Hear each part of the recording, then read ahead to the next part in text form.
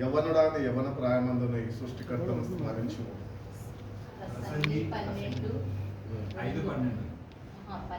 12:2 ఎందుకు ఈ వాక్యము గుర్తు చేయాల్సి వచ్చిందంటే, యవ్వన ప్రాయంలో వచ్చినాము ప్రభు కొరకు వాడబడాలి. ఇప్పుడు ఇన్న మెసేజ్ కూడా యవ్వన ప్రాయంలో ఎవరున్నారు? సంసం. ఆయన బలమంతా తలలో వైపు చూపాడు, మోసపోయాడు, ఆఖరికి ప్రభు యొక్క శక్తిని కోల్పోయాడు. కాబట్టి యవనస్తులుగా ఉంటున్న మనము యవన ప్రాయంలో ప్రభుని వెంబడిస్తూ ప్రభు అనుగ్రహిస్తున్న శక్తిని పొందుకొని ప్రభు కొరకు మనము వాడబడేవారుగా, ప్రభు కొరకు సాక్షులుగా, ప్రభు చేతిలో యోగ్యకరమైన రీతిలో మనము ఆయన మనల్ని వాడుకునే రీతిగా మన జీవితాన్ని మనము సరి చేసుకోవాలి. అమ్మా 11:9 ప్రసంగి 11:9. కాబట్టి యవ్వన ప్రాయము దేవుడికి చాలా ఇష్టమైన ప్రాయము. ఈ వయసులో ఉంటున్న మనము దేవునికి మనమే కావాలి, అటు రీతిగా అప్పవాదికి కూడా యవనస్తులే కావాలి. అప్పవాదికి ముసలాళ్ళు పళ్ళు లేని వాళ్ళు అక్కర్లేదు, బలం ఉన్న వాళ్ళే వాడికి కావాలి. కాబట్టి ఎవరి చేతిలో మనము వాడబడుతున్నాం, ఎవరు నేను నడిపిస్తున్నాం, నీ ఆలోచనలు, నీ తలంపులు, నీ చూపులు ఎవరి ద్వారా నీకు కలుగుతున్నాయి, అనుగ్రహింపబడుతుంది. ఇవన్నిటి మీద మనం శ్రద్ధ వహించి మన యవ్వన ప్రాయంని ప్రభు కొరకు మనము ఖర్చు చేసేవారుగా, ప్రభువుని అంటుకొని జీవించేవారుగా మనం ఉండాలి. అందుకనే మీరు నాకు అంటగట్టబడి ఉంటే మీరు బహుగా ఫలిస్తారు అని ప్రభు చెప్పారు. కాబట్టి ప్రభు యొక్క బలాన్ని మనం పొందుకోవాలంటే యవన ప్రాయంలో ఉంటున్న మనము ప్రభువుకి అంటగట్టినబడిన జీవితము అనే అనుభవంలోనికి మనం వెళ్ళాలి. మన జీవితాల్లో చాలాసార్లు మనము ప్రభువుని రక్షకుడిగా అంగీకరించుకున్నాము, మందిరానికి వెళ్తున్నాము, ప్రార్థనలు చేస్తున్నాము, కానీ వ్యక్తిగత జీవితాల్లో చూస్తే ఆయనతోని సరైన సావాసము లేనివారుగా, ఆయన అనుగ్రహిస్తున్న శక్తిని పొందుకొని లేనివారుగా, ఆ శక్తితోని ఈ లోకంలో శోధనలను జయించలేని వారుగా మనము ఉంటున్నాం. కాబట్టి యవ్వన కాలంలో ప్రభువుకి అంటగట్టబడితే ఆయన కొరకు బహుగా ఫలిస్తాము. ఈ లోకాన్ని జయించే శక్తిని దేవుడు మనకు అనుగ్రహిస్తాడు. కాబట్టి యవ్వన ప్రాయంలో ఉంటున్న మనము దేవుని దగ్గరకు వచ్చాము. దేవుని దగ్గరకు ఎందుకు రావాలి అంటే, ఆయన నేర్పిస్తుండగా నేర్చుకునే దానికి ఆయన దగ్గర రావాలి. ఆయన నీకు నేర్పిస్తాడు. ఎట్లా నేర్పిస్తాడు? వాక్యములో నుంచి ఆయన నీకు నేర్పిస్తాడు. కాబట్టి దేవుని దగ్గరకు వచ్చిన మనము ఆయన వాక్యంలో నుంచి కొన్ని విషయాలు మనకి తెలియజేస్తుండగా అవి మనము సంతోషంగా స్వీకరించి దానికి లోబడేవారుగా మనం ఉండాలి. Obedience is better than sacrifice. ఎక్కడ ఉన్నది? తెలుగులో నాకు చెప్పడానికి రాదు కాబట్టి చెప్తలేదు.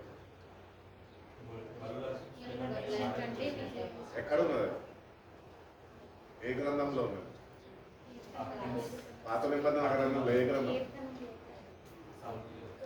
సమూయేలు గ్రంథము చెప్పాలి. కరెక్ట్గా వచ్చాడు. సమూయేలు గ్రంథము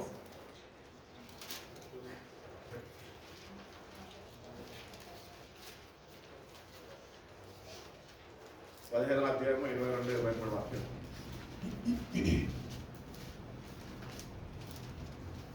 అందుకు సమూయేలు తాను సెలవిచ్చిన ఆజ్ఞను ఒకడు గైకొనుట వలన యెహోవా సంతోషించినట్లు ఒకడు దహన బలులను బలులను అర్పించుట వలన ఆయన సంతోషించున ఆలోచించుము. బలులు అర్పించుట కంటే ఆజ్ఞను గైకొనుటయు పొట్టేళ్ల కొవ్వు అర్పించుట కంటే మాట వినుటయు శ్రేష్టం. కాబట్టి దేవుడు నీ దగ్గర నుంచి, నా దగ్గర నుంచి, మనందరి దగ్గర నుంచి ఆయన ఏమి కోరుకుంటున్నాడంటే ఒబీడియన్స్ కోరుకుంటున్నాడు. ఏం కోరుకుంటున్నాడండి? చెప్పాలి నోర్లెప్పి. ఒబీడియన్స్ కోరుకుంటున్నాడు. ఒబీడియంట్ గా ఉంటేనే తల్లిదండ్రుల్లో మనకి ఏది కావాలో అది ఇస్తారు. అట్టి రీతిగా నువ్వు ప్రభుకి లోబడితేనే నీ అవసరతలన్నీ ఆయన తీరుస్తాడు. కాబట్టి ఒబీడియన్స్ అనేది మన జీవితంలో క్రీస్తుని వెంబడిస్తున్నాము కనుక ఆయనకి లోబడే వారిగా మనం ఉండాలి. లోబడి జీవించే జీవితాలు మనం కలిగి జీవించాలి అని దేవుడు కోరుతున్నాడు. Obedience to God is the only way to worship him. నువ్వు ఆయనకి లోబడితే అదే ఒక ఆరాధనగా మారుతుంది. ఈరోజు మనం ఆయనకి లోబడము కానీ ఆరాధన చేస్తాం. అది దేవుని దృష్టికి అంగీకారమా? అంగీకారం కాదు. నిన్ను వల్లనే పొరుగు వారిని ప్రేమించమన్నాడు కానీ చర్చికి రాకముందే పక్కన తను పోట్లాట పెట్టుకొని వస్తూ ఉంటాం. వచ్చి దేవునికి ఏం చెప్తాం? ప్రభా నేను నిన్ను ప్రేమిస్తున్నాను ప్రభా. ప్రభు ఒకవేళ నిజంగా మనిషి రూపంలో నిన్ను దర్శించి లేకపోతే నీ ముందుకు వచ్చి నిన్ను నువ్వు అబద్ధికుడిగా నువ్వు చేసుకుంటున్నావు, నువ్వు వెళ్ళి నీ పొరుగు వారిని ప్రేమించు అని చెప్పే వరకు తెచ్చుకుంటావా? లేకపోతే నీ మనసు మార్చుకొని ప్రభు మాటకి లోబడి నిజంగా నీ పొరుగు వారిని నువ్వు ప్రేమిస్తున్నావు. కాబట్టి ప్రతి ఒక్క మాటకి మనము లోబడే వారిగా మనం ఉండాలి. లోబడితే ఏమి లబ్ధి చెందుతాం మనం? ఏమి ఉపయోగకరం మనకి? లోబడితే చాలా ఆశీర్వాదాలు దాగి ఉన్నాయి. అందుకనే దేవుని బిడ్డలుగా ఉంటున్న మనము దేవుని మీద ఇశ్రాయేలు ప్రజలు చేసినట్టు లోబడక తిరుగుబాటు చేయొద్దు, కానీ మనము ఆయనకి లోబడే వారిగా మనం ఉంటేనే దేవుడు అనుగ్రహిస్తున్న ప్రతి ఒక్క ఆశీర్వాదాన్ని మనము మన జీవితాల్లో పొందుకుంటాం. కాబట్టి ఎవరికి లోబడుతున్నావు ఈరోజు? ఏది నేను లోపరుచుకుంటున్నది? ఈ లోకంలో రెండు శక్తులు ఉన్నాయి. ఒకటి దైవిక శక్తి, ఒకటి దురాత్మ యొక్క శక్తి. రెండు లోపరుచుకుంది. ఏది నిన్ను లొంగ తీసుకుంది, దేనికి నువ్వు మాట వింటున్నావు అని మనము వాక్యాన్ని ముందు పెట్టుకొని సరి చూసుకోవాలన్నమాట. Am I obeying God or am I obeying the devil? అపవాది మాట నేను విని నడుచుకుంటున్నానా, లేకపోతే దేవుని మాటని నా హృదయంలో చేర్చుకొని భయభక్తులు కనపరుస్తూ నేను ముందుకి కొనసాగుతున్నానా అని మనము సరి చేసుకోవాలి. కాబట్టి obedience is the only way which will get you closer to God. దేవునికి సమీపస్తుడుగా నువ్వు వెళ్ళాలి, నువ్వు ఆయనని చేరుకోవాలి అంటే మొట్టమొదటిగా నువ్వు లోబడే వ్యక్తిగా నువ్వు ఉండాలి అని దేవుడు కోరుకుంటున్నాడు. మొట్టమొదటిగా మనం చూసుకున్నట్లయితే యోహాను సువార్త 14వ అధ్యాయం 15వ వాక్యంలో యేసుప్రభు వారు చెప్తా ఉంటారు. ఏమనంటే, నువ్వు నన్ను ప్రేమిస్తే నా ఆజ్ఞలను నువ్వు గైకొంటావు. If you love me you will obey me అని దేవుడు చెప్తున్నాడు. కాబట్టి మొట్టమొదటిగా మనం గుర్తించాం ఏంటి అంటే, యేసుప్రభుని రక్షకుడిగా అంగీకరించము, మందిరానికి వెళ్తున్నామని కాదు, కానీ are we obedient to him? మనము నిజంగా ఆయనకి లోబడేవారుగా ఉన్నామా? నువ్వు ఒకవేళ నిజంగా ఆయనకి లోబడేవాడు ఉంటే నువ్వు ఆయనను ప్రేమించేవాడిగా కూడా నువ్వు ఉండగలవు. ఈరోజు నువ్వు ఆయనను ప్రేమించలేని స్థితిలో ఉంటున్నావు అంటే నువ్వు లోబడిన స్థితిలో నువ్వు లేవు. లోబడే స్థితిలో నువ్వు ఆయనకి ఏమాత్రమో లేవు. కాబట్టి మొట్టమొదటిగా దేవుడు మనకు పిలుచుకుంటున్నాడు. ఎందుకు అంటే ఆజ్ఞలన్నీ గైకొని ఆయనని ప్రేమించేవారుగా, ఆయనకి లోబడేవారుగా మనం జీవించాలి. మనం ఇతరులకి లోబడక్కర్లే. ఈ లోకంలో మన తల్లిదండ్రులకు, మన పెద్దవారికి, మన మేలు కోరుకునే వారికి, మన క్షేమం కోరుకునే వారికి లోబడాలి. అట్టి రీతిగానే మొట్టమొదటిగా దేవునికి లోబడే వారుగా మనము ఉండాలి అని దేవుడు కోరుకున్నాడు. అందుకనే నేను పిలుచుకున్నాడు. తల్లి గర్భంలో రూపింపబడకుందే నేను నిన్ను ఎరిగి ఉన్నాను, నువ్వు నా సొత్తు అని దేవుడు నీకు చెప్పి ఉన్నాడు. ఆ వాగ్దానాన్ని పట్టుకొని ప్రార్థన చేసుకుంటాం, కానీ ఆయనకి ఏమాత్రమో లోబడే వారుగా మనం ఉండం. కాబట్టి ఆ వాగ్దానం మన జీవితంలో మనకి వర్తించాలి. అది మనకు వర్తించాలంటే మొట్టమొదటిగా మనము లోబడేవారుగా మనం ఉండాలి అని దేవుడు కోరుకుంటున్నాడు. పాత నిబంధనలో ఒక వ్యక్తిని చెప్పండి, దేవుని మాటకి లోబడిన వ్యక్తిని. అబ్రహామా? అబ్రాహాంని దేవుడు పిలిచినప్పుడు విను వెంటనే దేవుడికి లోబడి అందరిని విడిచిపెట్టేసి రమ్మన్నాడు. కొన్ని అధ్యాయాలు పోయినాక ఆయన లోబడినందుకు ఈరోజు మనం ఆశీర్వదింపబడ్డామంట. ఇక్కడ మనం ఒకటి గుర్తించాలి. Because of the obedience of Abraham you are blessed today. ఒకవేళ అబ్రహాం ఆ రోజు లోబడకపోయి ఉంటే ఆ ఆశీర్వాదాలు నీ వరకు వచ్చేవి కాదు. ఈరోజు అబ్రహాము లోబడ్డాడు. విశ్వాసులకు తండ్రి అనే పేరు ఆయనకి అనుగ్రహింపబడ్డది. ఎందుకు? ఆయన ప్రభు మాట, దేవుని మాట వినగానే విను వెంటనే లోబడే మనస్తత్వం కలిగిన వారు. చక్కటి మాటలు ఉంటాయి కదా. ఆదికాండము 12వ అధ్యాయము 4వ వాక్యం ఒకసారి చూడు.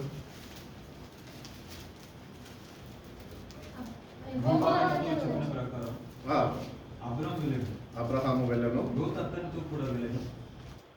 అబ్రాము హారాను నుండి బయలుదేరినప్పుడు ఎక్కడి ఇది గలవాడు. అబ్రాము తన భార్య అయిన శారాయిని, తన సహోదరుని కుమారుడైన లోతును, హారానులో తాను చాలండి. ఇక్కడ 4th verse లో ఏం చెప్తున్నానంటే, so Abraham left as the Lord has told him. యెహోవా ఆయనకి చెప్పిన మాట ప్రకారము అబ్రహాము వెళ్ళాను. అక్కడ మనము చూసుకున్నట్లయితే ఆ సందర్భంలో అయోమయ పరిస్థితిలో ఉన్నాడు. ఎక్కడికి వెళ్ళాలా, ఎవరి సలహాల మీద ఆధారపడాలి, లేకపోతే ఇష్టానుసారంగా వెళ్ళాలా అని ఒక అయోమయ పరిస్థితుల్లో ఉండి అబ్రహాము దేవునితోని స్నేహం కలిగి ఉన్నాడు కనుక ఆ మాటని పట్టుకొని దేవుని మాట మీద ఆధారపడి ఆయన అక్కడి నుంచి వెళ్ళిపోయాడు. సో అబ్రహాం జీవితంలో మనం చూస్తున్నాం ఏంటి అంటే, హీ ఒబేడ్ గాడ్. దేవుడు అబ్రహాంని పిలవగానే మొట్టమొదటిగా దేవుడు అబ్రహాంలో చూసింది ఏంటంటే లోబడే మనస్సు ఆయనలో చూసి ఉన్నాడు. కాబట్టి దేవుడు మనల్ని కూడా మందిరానికి పిలుస్తున్నాడు, మందిరానికి నడిపిస్తున్నాడు, ప్రతిసారి మనతో మాట్లాడుతున్నాడు. కానీ దేవుడు అబ్రహాంని ఎట్టి రీతిగా అయితే పరీక్షించాడో చూస్తున్నాడో అట్టి రీతిగానే దేవుడు నిన్ను నన్ను మన ప్రతి ఒక్కరిని చూస్తున్నాడు. ఏమనంటే, వచ్చి విని వెళ్ళిపోయేవాడిగానే ఉంటున్నావా, లేకపోతే వచ్చి విని లోబడేవాడిగా ఉంటున్నావా? ఒకవేళ లోబడితే అబ్రహాంని ఆశీర్వదించిన దేవుడు నిన్ను కూడా ఆశీర్వదిస్తాడు. ఒకవేళ లోబడకపోతే శాపము కొని తెచ్చి పెట్టుకుంటామని వాక్యం సెలవిస్తుంది. అందుకనే దేవుని మాటకి మనము విధేయత చూపేవారిగా, లోబడేవారుగా, ఆ ప్రకారము నడుచుకునేవారుగా మనము ఉండాలి అని దేవుడు కోరుకుంటున్నాడు. అదే 12వ అధ్యాయం 4 చదువుకున్నాం కదా. 22వ అధ్యాయము 18వ వాక్యం ఒకసారి చూడండి.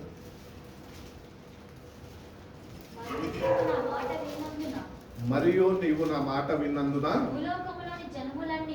భూలోకంలో జనములన్నీ నీ సంతానము ద్వారా ఆశీర్వదింపబడును అని యెహోవా సెలవిచ్చును. కాబట్టి because of Abraham's obedience today we are sharing the blessings of Abraham. Abraham యొక్క ఆశీర్వాదాలు ఈరోజు మనము అనుభవించడానికి కారణం ఏంటి అంటే, అబ్రహాము దేవునికి లోబడ్డాడు. అది అబ్రహాం దగ్గర నుంచి మన వరకు అది ఆశీర్వాదము మనము పొందుకొని ఉన్నాము, అనుభవిస్తున్నాం. ఇప్పుడు మన వెనకాల రాబోయే తరాలు ఏవైతే ఉన్నాయో వాళ్ళు కూడా ఆశీర్వదింపబడాలంటే నువ్వేం చేయాలి? అబ్రహాం వలె లోబడాలి. అది నీ తర్వాత తరము వారికి ఆశీర్వాదకరంగా అది ఉంటుంది. ఒకవేళ నువ్వు లోబడకపోతే ఈ ఆశీర్వాదం ఏమైతే తెలుసా, అది వాళ్ళకి శాపముగా మార్చబడుతుంది. కాబట్టి ఈరోజు దేవుడిని పిలుచుకున్నాడు, దేవుడు నీ దగ్గర నుంచి ఒకటి కోరుకుంటున్నాడు. ఏంటి అంటే, నువ్వు ఆయన మాటకి లోబడతావేమో అని. కాబట్టి దేవుని మందిరానికి వచ్చిన మనము మన హృదయాన్ని ఆయన పాదాల దగ్గర కుమ్మరించి దేవునికి ఒక మాట చెప్పాలి. ఏంటి అంటే, ప్రభువా, నేను నీకు లోబడి జీవిస్తాను. నేను ఈ తీర్మానము నీ సన్నిధిలో చేసుకుంటున్నాను. తీర్మానము చేసుకున్నంత మాత్రాన ఆ ప్రకారం నడుచుకోగలుగుతామా? నడుచుకోలేము. కానీ ప్రభుని ఇంకొక మాట కూడా అడగాలి. ఏంటి అంటే, ప్రభు, ఈ తీర్మానము నీ సన్నిధిలో నేను చేస్తుండగా ఈ తీర్మానాన్ని స్థిరపరిచి దాన్ని సఫలపరచు ప్రభు. ఆ ప్రకారము నడుచుకునే కృపను నాకు దయచేయి ప్రభు. నీకు లోబడే జీవితం నాకు అనుగ్రహించు ప్రభు అని ప్రభుని అడిగితేనే నువ్వు ఆయనకు లోబడగలుగుతావు. నీ అంతటా నువ్వు లోబడవు. ఇశ్రాయేల్ ప్రజల్ని కూడా భయంకరమైన బానిసత్వం నుంచి ప్రభు వాళ్ళని పాలు తేనెలు ప్రవహించే దేశానికి నడిపిస్తాను అంటే వాళ్ళు మొట్టమొదటి వాళ్ళు లోబడ్డారు. కానీ లోబడి ఆ ప్రయాణ మార్గంలో వాళ్ళు దేవుడి మీద విసుక్కున్నారు, సనుక్కున్నారు, కొనుక్కున్నారు. వాళ్ళు దేవుడు అనుగ్రహిస్తున్న ఆశీర్వాదాన్ని పొందుకోలేని వారుగా వాళ్ళు నిరుత్సాహంతోని వాళ్ళు వాళ్ళ జీవితాన్ని ముగించుకున్నారు. కాబట్టి దేవుడు మనల్ని ఎందుకు పిలుచుకున్నాడు అంటే, God wants you to enjoy the blessings he has for you. నీ కొరకు ఏవైతే ఆశీర్వాదాలు దేవుడు దాచి ఉంచాడో అవి నువ్వు స్వతంత్రించుకొని నువ్వు వాటిని బట్టి ఆనందిస్తూ ప్రభు కొరకు జీవించే వాడిగా నువ్వు ఉంటావని ఆ బ్లెస్సింగ్స్ నీతో కూడా ఆయన షేర్ చేసుకుంటున్నాడు. కాబట్టి ఆ బ్లెస్సింగ్స్ మనతో ఆయన షేర్ చేస్తుండగా అవి కూడా మన జీవితాల్లో అవి ఇంప్లిమెంట్ అవ్వాలన్నా అవి మనం కూడా అనుభవించాలన్నా మొట్టమొదటిగా మనము ఒబీడియన్స్ని కనపరచాలి. ఒబీడియన్స్ లేకపోతే ఏముంటుంది? డిజొబీడియన్స్ ఉంటుంది. కాబట్టి మనలో ఈరోజు ఏమున్నది? ఒబీడియన్స్ ఉన్నదా, డిజొబీడియన్స్ ఉన్నదా? నీలో వాక్యం ఉంటే వాక్య ప్రకారం నడుచుకుంటే నువ్వు ఒబీడియంట్ చైల్డ్ ఆఫ్ గాడ్. ఒకవేళ వాక్యం విని వాక్య ప్రకారం నడుచుకోకపోతే you are the child of a disobedient devil. కాబట్టి అపవాది యొక్క బిడ్డగా నువ్వు జీవిస్తున్నావా, లేకపోతే దేవుని బిడ్డగా విధేయత కలిగి ఆయన మాటకి శ్రద్ధ వహించి ఆ ప్రకారం నడుచుకుంటున్నావా? ఒకవేళ నడుచుకుంటే అది నీకు ఆశీర్వాదకరం అని దేవుడు తెలియజేస్తున్నాడు. కాబట్టి మనము మన జీవితాలు మనము మన తల్లిదండ్రులకి ఆశీర్వాదకరంగా ఉండాలా, మన ఇతరులకు మన తోపుట్టు వారికి ఆశీర్వాదకరంగా ఉండాలా, మన స్నేహితులకి ఆశీర్వాదకరంగా ఉండాలా. మనము జీవించినంత కాలము మనల్ని బట్టి ఇతరులు ఆశీర్వదింపబడాలి. అంటే నువ్వు మొట్టమొదటిగా దేవుడికి లోబడాలి. ఆ బ్లెస్సింగ్స్ అందరు పుట్టిగా ఇయ్యాడు దేవుడు. అది ఎవరి ద్వారా ఇస్తాడు? నీ ద్వారానే ఇస్తాడు. అబ్రహాం లోబడ్డాడు కనుక ఆయన ద్వారానే మనకు అనుగ్రహింపబడ్డాడు. కాబట్టి మనం ఈరోజు లోబడితే మన జీవితాలు అనేకులకి ఆశీర్వాదకరంగా దీవెనకరంగా దేవుడు మారుస్తాడు.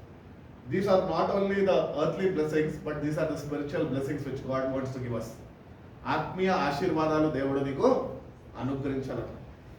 ఒబీడియన్స్ అనేది అది ఎర్త్లీ బ్లెస్సింగా లేకపోతే స్పిరిచువల్ బ్లెస్సింగా? ఒబీడియన్స్ అనేది ఒబీడియన్స్ టు గాడ్ అది స్పిరిచువల్ బ్లెస్సింగా లేకపోతే ఎర్త్లీ బ్లెస్సింగా? స్పిరిచువల్ బ్లెస్సింగే కదా. మరి సిస్టర్ గారు చెప్పారు కదా, ఆత్మ లేనివాడు నా వాడు కాదు. ఈరోజు ఆత్మ మనలో లేకపోతే మనం ఆయనకి ఒబే అవ్వము. ఆత్మ నీలో ఉంటేనే అది నిన్ను ఒబీడియంట్ ఆఫ్ చైల్డ్ ఆఫ్ గాడ్గా నిన్ను నడిపిస్తుంది. దేవుని ప్రతి ఒక్క మాటకి చెవి యొక్కి ఆ ప్రకారము నడిపించుకునే కృపను పరిశుద్ధాత్మ దేవుడే మనకు అనుగ్రహించాలి.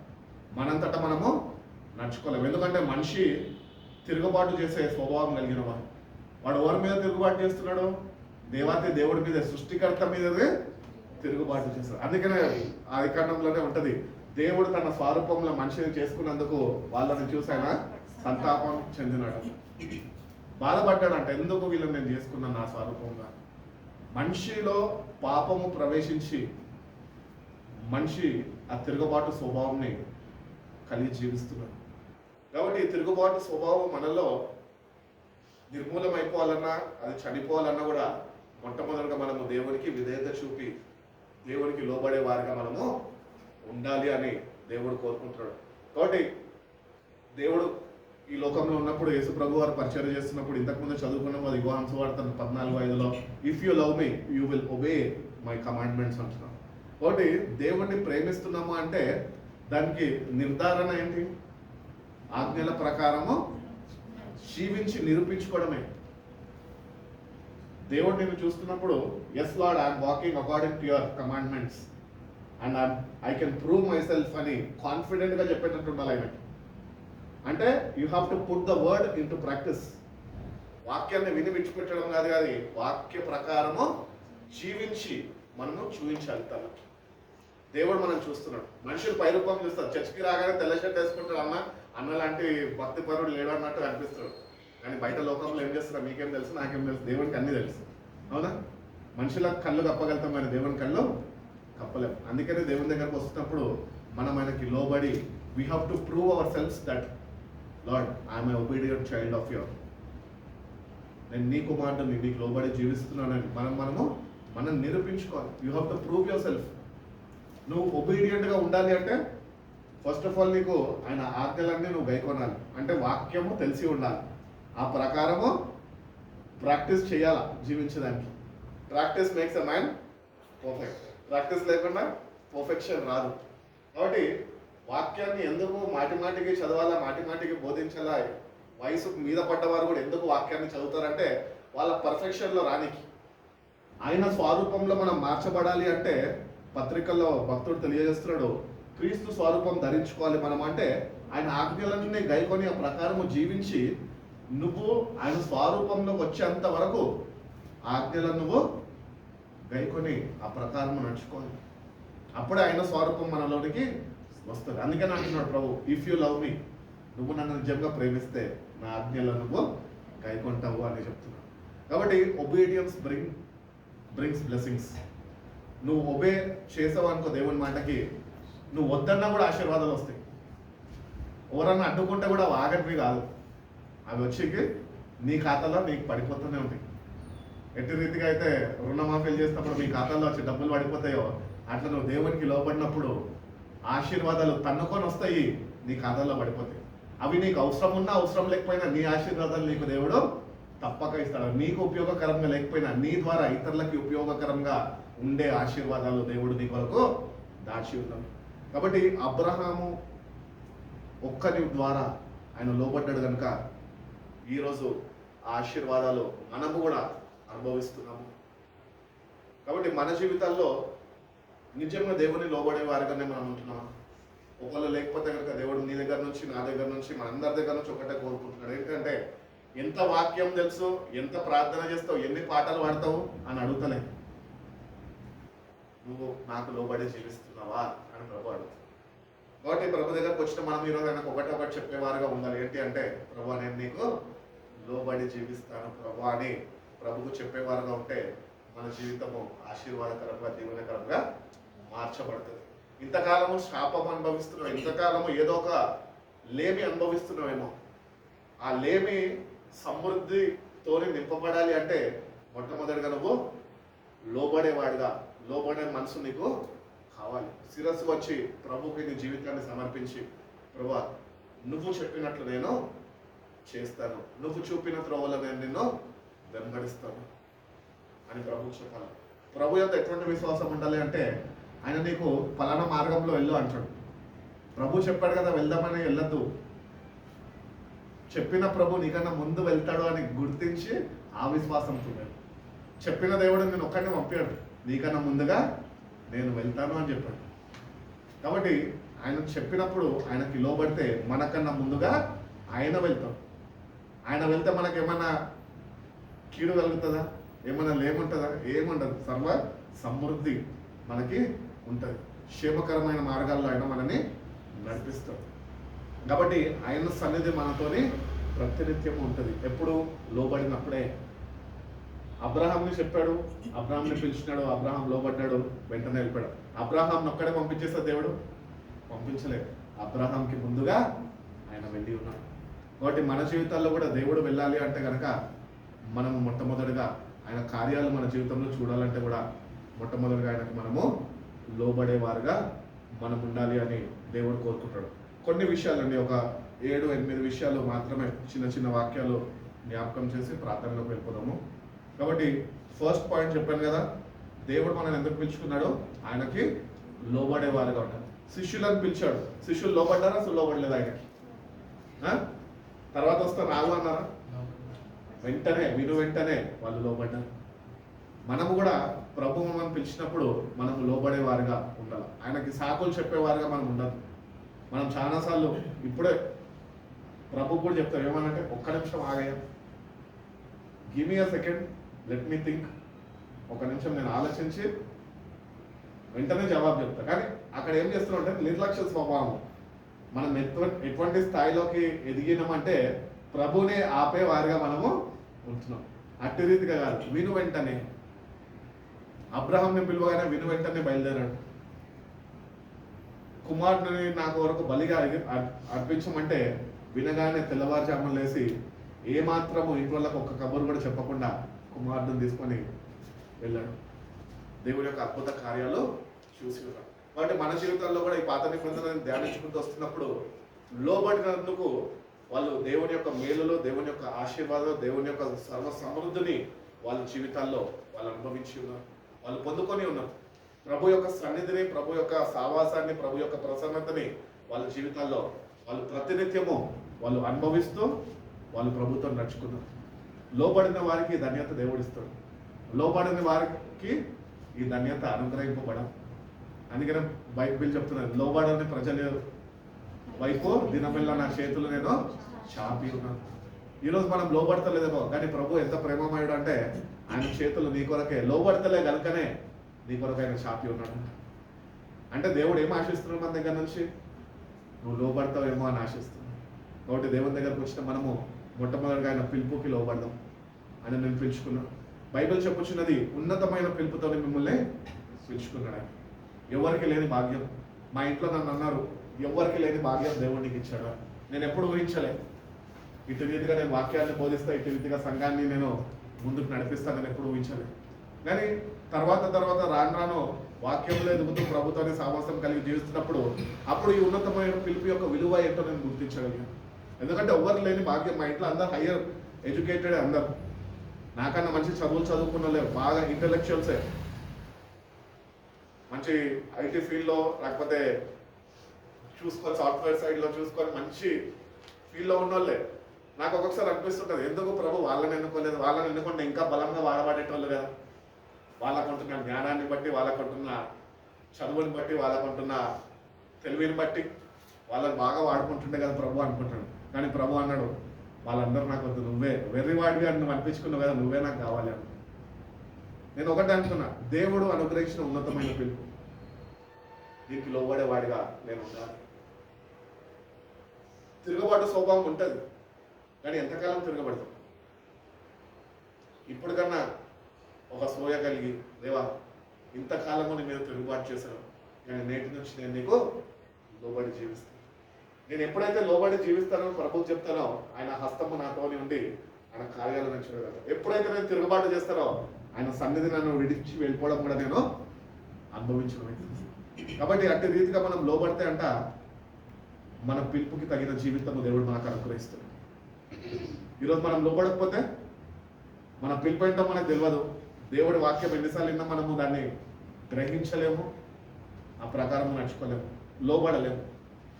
మరి ఆ పిలుపు ఏమవుతుంది? అందుకని నీకు ఇవ్వబడిన ఉన్నతమైన పిలుపుకి నువ్వు లోబడే వ్యక్తిగా నువ్వు ఉండాలి. అంటే ప్రభు యొక్క మాటకి లోబడి ఆయన ఆజ్ఞలన్నీ గైకొని నువ్వు ఆశీర్వదింపబడాలా, నీ ద్వారా అనేకులు ఆశీర్వదింపబడాలి. ఈ ఎర్త్లీ బ్లెస్సింగ్స్ దేవుడు ఇస్తాడని మనం చెప్పలేదు, కానీ దేవుడు పరసంబంధమైన ఆశీర్వాదాలతో నిన్ను నింపుతాను అని ఆయన తెలియజేస్తున్నాడు. కాబట్టి ఈ ఎర్త్లీ బ్లెస్సింగ్స్ కన్నా హెవెన్లీ బ్లెస్సింగ్స్ చాలా శ్రేష్టమైనవి. ఎందుకంటే అవి ఒకసారి పొందుకుంటే మన దగ్గర నుంచి ఎవరు అవి తీసివేయలేదు.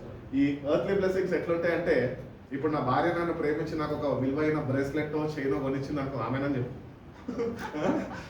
కొనిచ్చావనుకో, అమ్మో దేవుడు ఆమెకి ఇంత మంచి మనసు ఇచ్చి నాకు కొనిచ్చాడు అనుకుంటే ఇది ఎర్త్లీ బ్లెస్సింగ్ కనుక ఇది నా దగ్గర ఉండొచ్చు, ఉండకపోవచ్చు. ఎందుకంటే నేను ఇంటి దగ్గర అక్కడ పెట్టినాక పని మనిషి ఇంట్లోకి రావచ్చు, దొంగలు చొరబడచ్చు, దాన్ని దొంగలు ఇచ్చేయచ్చు. కానీ పరసంబంధమైన ఆశీర్వాదాలు ఎట్లుంటాయంటే ఏ దొంగకి అవి కాను రావు, అవి కేవలం నీకు సంబంధమైనవి. హల్లెలూయా. కాబట్టి ఈ బ్లెస్సింగ్స్ మనం దేవుని దగ్గర నుంచి పొందుకోవాలి. నీ బ్లెస్సింగ్స్ ని ఎవరు దొంగలించలేని బ్లెస్సింగ్స్ నువ్వు దేవుని దగ్గర నుంచి పొందుకోవాలి. ఈ ఎర్త్లీ బ్లెస్సింగ్స్ మనం దేవుని దగ్గర నుంచి పొందుకుంటే అవి కొద్ది కాలమే నీకు సంతోషాన్ని ఇస్తాయి, కొద్ది కాలమే నీతో ఉంటాయి. కొద్ది కాలం నీతో ఉన్నా కూడా నీకు బోర్ కొట్టేస్తుంది వాటితో. ఇవే కదా ఎప్పుడో వచ్చినాయిలే, ఎప్పుడో ఇచ్చేసాడులే దేవుడు నాకు అని వాటి యొక్క విలువ మనకు తెలియాలి. అదే స్పిరిచువల్ బ్లెస్సింగ్స్ పొందుకుంటే అది ప్రతినిత్యము నూతన పరచబడుతూ ఉంటుంది, ప్రతినిత్యము అది నీకు ఆశీర్వాదకరంగానే ఉంటుంటుంది. కాబట్టి అందుకనే దేవునికి లోబడే వారిగా మనము ఉండి దేవుడు అనుగ్రహిస్తున్న పరసంబంధమైన ఆశీర్వాదాలు మనము పొందుకునే వారిగా ఉండాలి. మొట్టమొదటి పరసంబంధమైన ఆశీర్వాదం ఏంటి చెప్పాలి? First blessings from heaven, new testament. ప్రభు పునరుద్ధరణుడు అయినాక ఇంత పెద్ద క్లూ ఇచ్చేసాడు. పైనుంచి వచ్చే శక్తిని మీరు పొందుకోవాలి. That is the first blessing which God has blessed you with. నువ్వు ఎప్పుడైతే యేసు ప్రభుని నీ సొంత రక్షకుడిగా నువ్వు అంగీకరించావో దేవుడు నిన్ను తన పరిశుద్ధాత్మతోనే ఆయన ముద్రించి ఉన్నాడు. ఈరోజు ముద్రింపబడ్డ నువ్వు ఆయనకి లోబడి ప్రతిదినము అంచెలంచెలుగా ప్రభు యొక్క ఆత్మతోని బలపరచబడుతూ నువ్వు ఇంకా అంచెలంచెలుగా ఆశీర్వదింపబడుతూ అనేకులకి ఆశీర్వాదకరంగా నీ జీవితము మార్చబడాలి అని దేవుని చిత్తమై ఉన్నది. అబ్రహాంని పిలుచుకున్నాడు. ఎందుకు? అబ్రహాం ద్వారా ఆయన వెనుక వస్తున్న సంతానాన్నింటినీ ఆశీర్వదించడానికి. Because of one man all the generations were blessed through Abraham. కాబట్టి మన జీవితాల్లో కూడా మనము లోబడితే ప్రతి ఒక్క ఆశీర్వాదము దేవుడు మన కొరకు దాచి ఉన్నది మనం పొందుకోగలుగుతాం. కాబట్టి ఈరోజు నీ వంతు, ఇట్ ఈస్ యువర్ పార్ట్. నువ్వు ఒబే చేస్తావా? It is well and good. లేదు నేను డిజొబీడియన్స్లో ఉంటావా, అది నీ ఇష్టమే. స్వేచ్ఛను దేవుడు ఇచ్చాడు. ఇంతకుముందు సిస్టర్ కూడా చెప్తుంది కదా, స్వేచ్ఛను ఇచ్చాడు దేవుడు, నీ ఇష్టం. లోబడితే దేవుడు బలవంతం చేయడు, నువ్వు నాకు లోబడు, నాకు సాగిలబడు, నాకు కొబ్బరికాయ కొట్టు, నాకు అగరబత్తి అంటించు అని చెప్పాడు దేవుడు ఎక్కడ. నీ ఇష్టం. అందుకనే నువ్వు లోబడు. దేవునికి లోబడితే దేవుడు దాచి వచ్చిన ప్రతి ఒక్క పరసంబంధమైన ఆశీర్వాదాన్ని నువ్వు స్వతంత్రించుకుంటావు. అది నీకు మాత్రమే కాదు కానీ, నీ జీవితంలో నీకు సంతోషం ఇవ్వడమే కాదు కానీ, నీ వెనకాల వస్తున్న తరాలకి, నీతో ఉంటున్న వారికి, అనేకులకి నీ జీవితం ఒక మాదిరికరంగా, ఒక ఆశీర్వాదకరంగా దేవుడు నిన్ను ఉంచాలని ఇష్టపడుతుంది. కాబట్టి అబ్రహాం ఒక్కడు లోబడ్డాడు కనుక, ఎప్పుడు అబ్రహాము, ఎప్పుడు మన ఈ కాలం, ఎక్కడో కొన్ని సంవత్సరాలు, వేల సంవత్సరాలు సృష్టి ప్రారంభమైనప్పుడు అబ్రహాం గురించి మాట్లాడుకుంటున్నాం. ఆయన లోబడినందుకు ఆ ఆశీర్వాదాలు ఏవైతే దేవుడు ఆయన కొరకు దాచి ఉంచాడో ఆయన పొందుకునడం కాక అవి మనము ఈరోజు అనుభవిస్తున్నాం. కాబట్టి ఈ బ్లెస్సింగ్స్ అనేవి, these are continual blessings which God gives us, not temporary blessings. ఏవో తాత్కాలికమైన ఆశీర్వాదాలుగా దేవుడు ఇచ్చేవి, అవి తరతరాలు, యుగ యుగాలు నిలిచిపోయే ఆశీర్వాదాలు.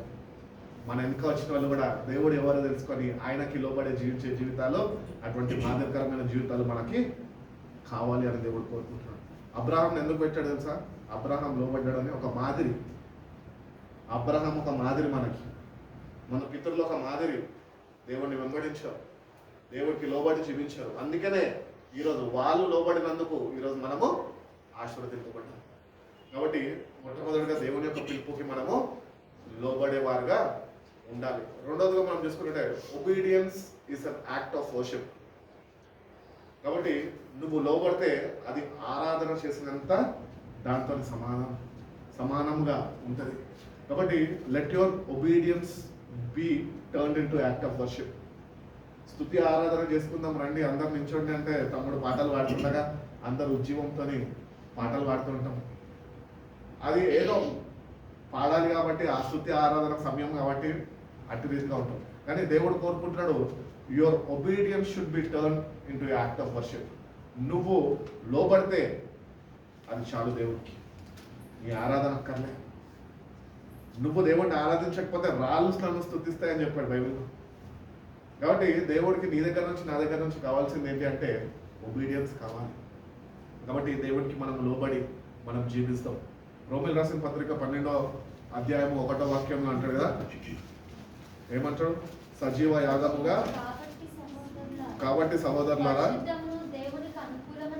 పరిశుద్ధమును దేవునికి అనుకూలమైన సజీవ యాగముగా మీ శరీరములను ఆయనకు సమర్పించుకొనుడని దేవుని వాత్సల్యమును బట్టి మిమ్మల్ని నేను బ్రతిమలాడుకొనుచున్నాను అని అపోస్తలుడైన పౌలు తెలియజేస్తున్నాడు.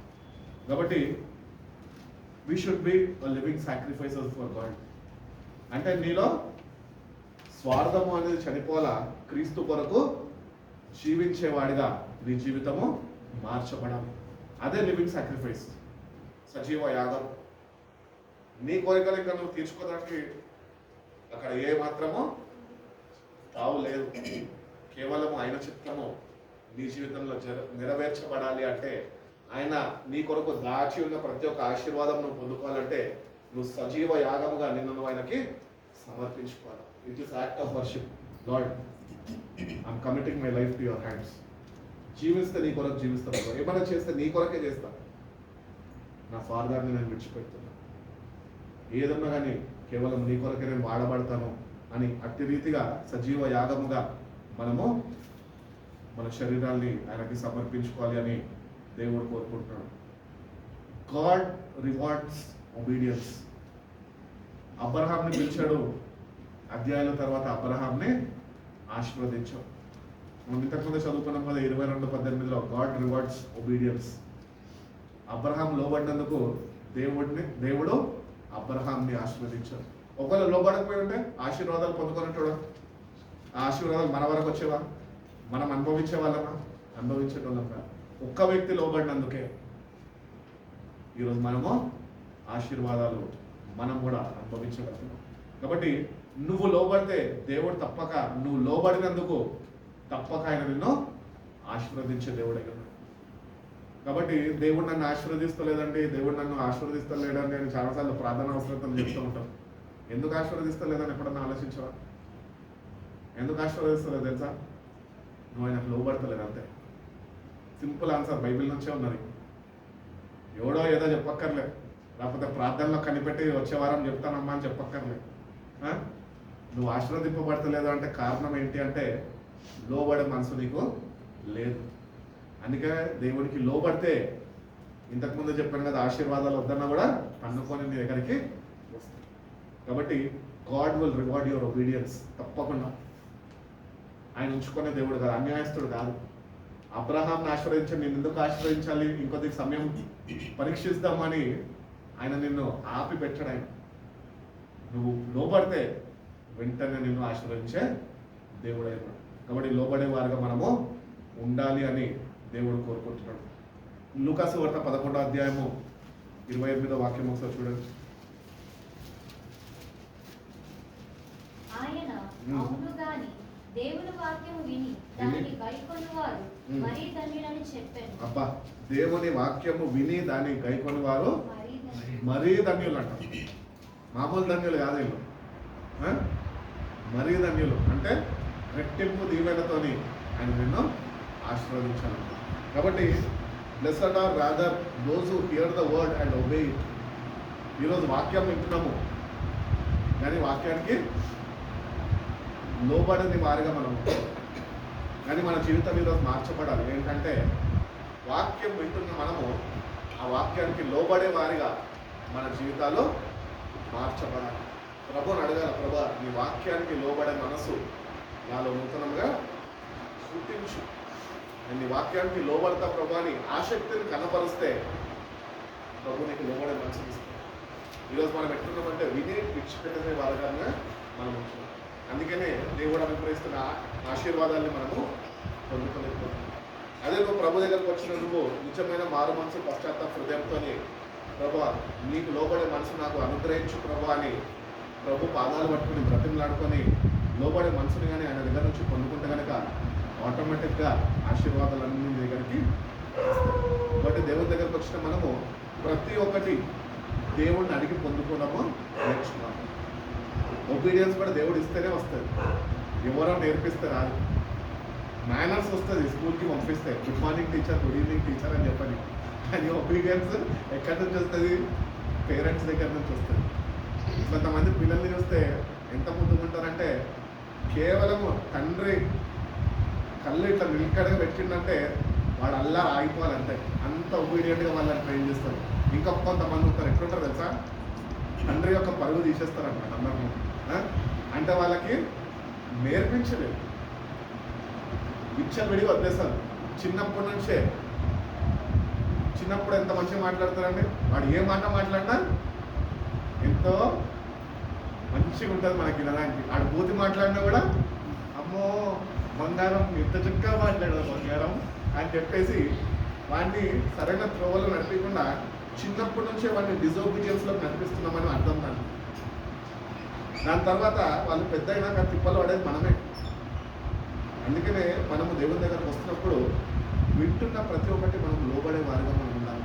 ఈరోజు ఎందుకు పిల్లల గురించి తల్లిదండ్రుల గురించి చెప్తున్నాను అంటే, కొంతమంది తల్లిదండ్రులు పిల్లల పట్ల శ్రద్ధ వహించి దేవుడిచ్చిన బహుమానమని గుర్తించి చిన్నప్పటి నుంచి దేవుని యందు భయభక్తుల్లో వాళ్ళని పెంచుతారు.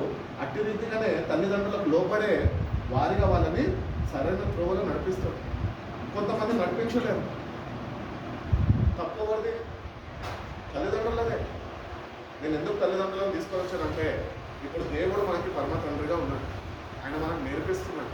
ఈరోజు నేర్పిస్తున్నప్పుడు మనం ఆయనకి లోబడే వారికి ఉంటే, when we learn discipline life మనకు ఉంటే మనము ఇతరులకి మాదిరికరంగా ఉంటాము. అట్టి రీతిగానే దేవుడు అనుగ్రహిస్తున్న ఆశీర్వాదాలు ప్రతి ఒక్కటి పొందుకోగలుగుతాం. కాబట్టి దేవుని దగ్గరకు వస్తున్నప్పుడు విని విడిచిపెట్టడం కాదు, కానీ ఆయన మాటకి లోబడేవారుగా మనం ఉండాలి అని దేవుడు తెలుసు. బహు ధన్యులు అంటది విని ఆ ప్రకారం నడుచుకునే. కాబట్టి విని నడుచుకునే వారుగా మనం ఉండాలి. ఎట్లా నడుచుకుంటామంటే విని, ఇప్పుడు వచ్చాము సిస్టర్ గారు వాక్యం చెప్పారు, విన్నాను, విన్నంత మాత్రం నడుచుకోగలుగుతాను. ఇంకా ఏం చేయాలి నడుచుకోవాలంటే? నడుచుకోవాలంటే ఏం చేయాలి? విన్న వాక్యాన్ని ధ్యానించాలి, వాక్యాన్ని సరి చూడాలి. సిస్టర్ గారు కరెక్ట్గా చెప్పిర్రా? రైట్. సిస్టర్ ఏం పొరపాటు చేయలేదు, పొరపాటు నాది కాబట్టి వాక్యం ఇట్లా సిస్టర్ కూడా అట్లనే చెప్పింది. ఇప్పుడు థర్డ్ స్టెప్ ఏంటి తెలుసా? ఆ ప్రకారం నేను నడుచుకుంటున్నాను లేదా అని నువ్వు వాక్యం అనే అర్థంలో నువ్వు సరి చూసుకో. అది సరి చూసుకుంటేనే నువ్వు ఆ ప్రకారం నడుచుకోవచ్చు. ఈరోజు మనం చేసే కొత్త పొరపాటు అదే. వింటాం, అనేక దైవజనులు మనకు ఇష్టమైన వారు, చక్కటి వాక్యం చెప్పే వారు, మంచి దేవుని సేవలో వాడబడుతూ చక్కటి అనుభవంతో వాక్యాలు చెప్తున్న వాళ్ళ వాక్యాలు వింటాం. వినేసి ఒకటే అనుకుంటాం, వినడం వల్ల విశ్వాసం వస్తుంది కదా. విశ్వాసం అట్లా రాదు, ఒబీడియన్స్ ద్వారా విశ్వాసము పెంపొందించబడుతుంది. కాబట్టి విని విడిచిపెట్టే వారిగా ఉండద్దు, కానీ విన్న వాక్యాన్ని తిరిగి ధ్యానించి ఆ వాక్యాన్ని ఎత్తుపట్టి ప్రార్థన చేసి ఈ ప్రకారము నేను నడుచుకునే కృపను నాకు అనుగ్రహించు ప్రభా, నీ సహాయం లేకపోతే నేను ఇటు రీతిగా నడుచుకోలేను ప్రభా అని స్పష్టముగా ప్రతి ఒక్కటి ఆయనకి చెప్పి ఆయన సహాయము మనం పొందుకుంటేనే మనం ఆ ప్రకారము నడుచుకోవాలి. కాబట్టి మనంతటా మన జ్ఞానం ప్రకారము, మనకున్న దేవుని యొక్క భయభక్తుల ప్రకారము మనము ఆ ప్రకారం నడుచుకోవాలి. కాబట్టి దేవుణ్ణి అడిగి దేవుని యొక్క సహాయం మీద ఆధారపడి అట్టి రీతిగా నడుచుకోవడము మనము మన జీవితాల్లో వ్యక్తిగతంగా నేర్చుకోవాలి. మనం వ్యక్తిగతంగా ప్రభు దగ్గరకు వచ్చి నేర్చుకుంటేనే ప్రభు నేర్పిస్తుంది. కాబట్టి ఆయన అంటున్నాడు, నా దగ్గరకు వచ్చి నా మాటలు విని ఆ ప్రకారం నేను నడుచుకుంటే బహుధన్యుడు, ముఖ్యంగా దీవెన ఆశీర్వాదాలతో నేను కాబట్టి విని నడుచుకునే వారుగా మనం. అందుకనే విన్న వాక్యాన్ని రాసుకున్నప్పుడు ఏదో రాసుకున్నాము అని డేట్ వేసేసి బుక్ మూసేయడం కాదు, కానీ ఇంటికి వెళ్ళి ఏం చేయాలి? ఫోన్ తీసుకొని వాట్సాప్ మీద చాటింగ్ స్టార్ట్ చేయాలి. విన్న వాక్యం అంతా ఎగిరిపోతుంది, ఏ వాక్యం చెప్పినా గుర్తుండదు, ఆ వాక్యంకి నీ హృదయంలో చోటు ఉండదు. కానీ తిన్నావా, ఉప్మాలో ఉప్పు ఎక్కువైందా, కూరలో ఉప్పు తక్కువైందా, ఇవి గుర్తుంటాయి, కానీ వాక్యము మన జీవితంలో ఎగిరిపోతుంది. అట్టి రీతిగా అంత నిర్లక్ష్య స్వభావము దేవుని మాటకి మనము కనపరుస్తుంది. అందుకనే దేవుని యొక్క ఆశీర్వాదాలు మనం పొందుకోలేదు. అందుకనే విని ఆ ప్రకారం నడుచుకుంటే బహుధన్యుడు అని దేవుని వాక్యంలో ఆయన తెలియజేస్తుంది. యాకోబు రాసిన పత్రిక 1వ అధ్యాయం 22 నుంచి చదువుకున్న చూడండి. 1వ అధ్యాయం. మీరు మిమ్మల్ని మోసపుచ్చుకోకుండా వాక్య ప్రకారము ప్రవర్తించే వారై ఉండుడి.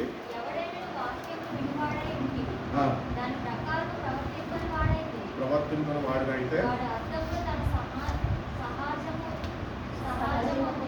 సహజ ముఖంను చూచుకొని మనిషిని పోలి ఉన్నాడు.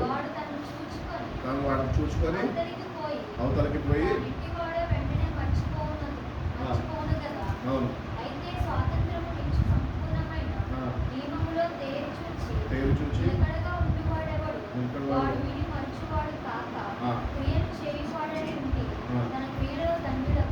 తన క్రియలతోనే వాడు ధన్యుడు అవ్వడు. కాబట్టి విని విడిచిపెట్టే వారికి మనం ఏమాత్రం ఉండదు, కానీ విని ఆ ప్రకారము నడుచుకునే వారిగా ఉండాలి.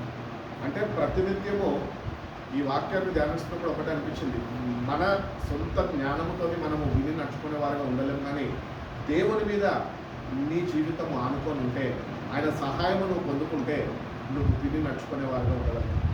నువ్వు అప్పుడు విన్నది జ్ఞాపకము పెట్టుకొని ఆ ప్రకారము నడుచుకోగలవు. అది నీకు ఆశీర్వాదకరంగా ఆ జీవితం మార్చబడుతుంది. కానీ మనం ఎట్లుంటామంటే, ముందు చదువుకున్న రీతిగా మన ముఖం మనం అద్దంలో చూసుకొని మళ్ళీ అక్కడి నుంచి వెళ్ళిపోగానే మన ముఖం ఎట్లుందో మనం మర్చిపోయేవారుగా మనం ఉంటున్నాం. మన ఆధ్యాత్మికమైన స్థితి కూడా అట్లాగే ఉన్నది. వింటున్నాము వాక్యము, కానీ వెళ్ళి మన ముఖం ఎట్లయితే మర్చిపోయినామో వాక్యాన్ని కూడా మన జీవితాల్లో మర్చిపోతున్నాం. అందుకనే ఆశీర్వాదాలు మనము పొందుకోలేకపోతున్నాం. అందుకనే వినిన వాక్యాన్ని ఎప్పుడు మనము ఈరోజు వాక్యము విన్నావు, ఈరోజు వాక్యము ఈరోజే ధ్యానించాలి, ఈరోజు వాక్యం కొరకు ఈరోజే ప్రార్థన చేయాలి. ఈరోజు టైర్డ్ అయిపోయినాను, గంటసేపు ప్రసంగం కాదు 3 గంటల ప్రసంగం చెప్పాడా అయ్యారు అని చెప్పేసి అలసిపోయి బుక్ పక్కన పెట్టేస్తే ఈరోజు వాక్యం నీకు ఎప్పటికీ నువ్వు మళ్ళా వినే అవకాశం నీకు రాదేమో. వినడానికి అవకాశం నీకు కలగదేమో. అందుకనే విన్న వాక్యాన్ని బట్టి ఆ వాక్యాన్ని మనము ఆదినమే మోకరించి ప్రభువా ఈ వాక్య ప్రకారం నేను నడుచుకుంటాను, నీ సహాయం నాకు అనుగ్రహించు, నీ మీద అనుకుంటున్నాను ప్రభా, నువ్వు సహాయం చేయకపోతే నేను నడుచుకోలేను ప్రభా అని ఆయనకి క్లియర్గా చెప్పినప్పుడు దేవుడే తన శక్తిని మనకు అనుగ్రహించి ఆయన జ్ఞానంతో మనం నింపి ఆ వాక్యాన్ని ఆయన మనకి తిరిగి మళ్ళా జ్ఞాపకము చేసి ఆ ప్రకారము నడుచుకొని కృపను శక్తిని దేవుడికి అనుగ్రహించి మనం నడిపిస్తాం. కాబట్టి ఏ దినము వాక్యము కొరకు ఆ దినము ప్రార్థన చేయడం కూడా మనము నేర్చుకోవాలి. ఏదో చెప్పాడు కదా, విన్నాం కదా, ఉద్దేశం కదా అంటే సరిపోదు. ఆ వాక్యము విన్న వాక్యము ఇంత సమయం వెచ్చించవు. ఒక గంట సేపు సిస్టర్ గారు దగ్గర 52 మినిట్స్ చెప్పారు. 52 మినిట్స్ టైం వచ్చింది. ఆ 52 మినిట్స్ నువ్వు వెచ్చించవు కదా, ఆ 52 మినిట్స్ అది నీకు ఆశీర్వాదకరంగా ఉండాలి అంటే 52 మినిట్స్ వింటే సరిపోదు. 52 మినిట్స్ విన్న వాక్యాన్ని తిరిగి నెమరు వేసుకొని ధ్యానించి దాని గురించి ప్రార్థన చేయడానికి నువ్వు మళ్ళీ దాని కొరకు నీ సమయాన్ని వెచ్చించాలా, నువ్వు ప్రార్థన చేయాలా. ప్రభావ విన్న వాక్యము నా జీవితంలో ఫలించే రీతిగా ఆ ప్రకారం నడుచుకునే రీతిగా నాకు సహాయం చేయాలి. నీ సమయాన్ని 50 నిమిషాలు వెచ్చించిన నువ్వు ఆ 50 నిమిషాలకి మరొక గంట, గంటన్నర, 2 గంటలు వెచ్చించి ప్రార్థనలో గడిపి దేవుని యొక్క సహాయాన్ని కోరుకుంటేనే దేవుడు నీకు ఆ వాక్యము నీ జీవితంలో ఫలపూరితంగా ఆయన చేయగలరు. ఆ వాక్యం నీ జీవితంలో ఫలిస్తుంది. కాబట్టి ఏ దినం మన్నా ఆ దినమే దినమన్నాడు. రేపటి కొరకు దాచిపెట్టుకోదు, అది పాడైపోతుంది. అందుకని ఈరోజు ఇన్న వాక్యం కొరకు ఈరోజే నీ జీవితాన్ని సరి చేసుకొని ఆ వాక్య ప్రకారం జీవిస్తాను ప్రభా, నేను నడుచుకుంటాను ప్రభా, నీ సహాయం నాకు కావాలి ప్రభా. ఆలస్యమైనప్పటికీ, బలహీనతలో ఉన్నప్పటికీ నీ బలం నాకు ప్రసాదింపచేయి, నన్ను నడిపించు, విన్న వాక్యాన్ని విడిచిపెట్టను, నేను నెమరు వేసుకుంటుంటాను, నీ బలాన్ని నాకు అనుగ్రహించు అని ప్రభుని అడిగినప్పుడు ప్రభు తప్పక నీ ఆసక్తి పొంది నీ బలాన్ని నీకు ఇస్తాను. ఆ ప్రకారం నడుచుకొని కూర్చొని అట్టి రీతిగా నువ్వు ఎట్లా నడుచుకోవాలని నీకు నేర్పిస్తావు. అయినా నీకు తోడుగా ఉండి నడిపిస్తాను. కాబట్టి ప్రతినిత్యము ప్రభువుని నడిపించమని అడగద్దు, కానీ ప్రభు నువ్వు కూడా నాతో నడుపుకోమని అడగాలి. ఆయన మనతో నడిస్తే ఎంత సంతోషం. దానికన్నా గొప్ప భాగ్యం ఏమో అనుకోదా? ఏముందా? మన పనులన్నీ సాఫీగా అయిపోతాయి, మన అవసరతులన్నీ తీరిపోతాయి. మన ద్వారా అనేకులు ఆశీర్వదింపబడతారు, మన ద్వారా అనేకులు దీవించబడతారు. మనని బట్టి అనేకులు ప్రభుని తెలుసుకొని ఆ రక్షణ బాటలోకి వస్తారు. అందుకనే ప్రభు దగ్గరకు వచ్చిన మనము ఏ రోజు విన్న వాక్యం కొరకు ఆ దినము ప్రార్థన చేసే సమయం కూడా నువ్వు కేటాయించలేకపోతే నువ్వు మోకరించి ప్రార్థన చేస్తావా, పండుకొని ప్రార్థన చేస్తావా, నాకు అనవసరం. వాక్య ధ్యానము, దైవ ధ్యానము నీకు కలిగి పండుకొని ధ్యానించు, పర్వాలేదు. నువ్వు మోకరించే ప్రార్థించాలని దేవుడు చెప్పారు. దేవుడి వాక్యాన్ని విన్నాను నీ హృదయంలో భద్రపరుచుకొని అది ధ్యానిస్తూ ప్రభా ఈ వాక్య ప్రకారము నేను ఎట్టి రీతిగా జీవించాలని సహాయం అనుగ్రహించు, బలాన్ని అనుగ్రహించు ప్రభు అని ప్రభుని అడిగితే కనుక తప్పక ఆ వాక్యము నీ జీవితంలో కార్యసిద్ధిని ఆయన కలుగజేస్తామని ఆయన తెలియజేస్తున్నాను. కాబట్టి ఫస్ట్ తెలియజేస్తాను కదా, మొట్టమొదటిగా ఆయన పిలుపుకి మనం లోబడాలా. రెండవదిగా obedience is the act of worship. Thirdly, God rewards obedience. కాబట్టి దేవుడు నువ్వు లోబడితే దాన్ని తప్పక ఆశ్రయిస్తాడు. నాలుగవదిగా obedience to God proves your love to him. నువ్వు లోబడితే నీ ప్రేమని నువ్వు ఆయనకి వ్యక్తపరచు. నువ్వు లోబడకపోతే దేవుడిని నేను ప్రేమిస్తున్నాను తిరగబడి స్వభావం ఇలా ఉంటే నువ్వు ఆయనకు లోబడి వ్యక్తిగా కాలేదు. అందుకనే నువ్వు లోబడి నీ ప్రేమని నువ్వు ఆయనకి చూపించుకునేవాడిగా నువ్వు రుజువు చేసుకోవాలి. యోహాను రాసిన మొదటి పత్రిక 5వ అధ్యాయం 2-3 వాక్యాలు చూసారు. మొదటి యోహాను రాసిన పత్రిక 5వ అధ్యాయం 2-3 వాక్యాలు.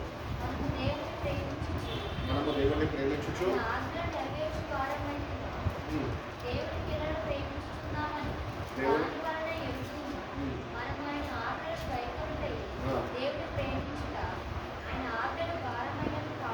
ఆయన ఆజ్ఞలు భారమైనవి కాదు,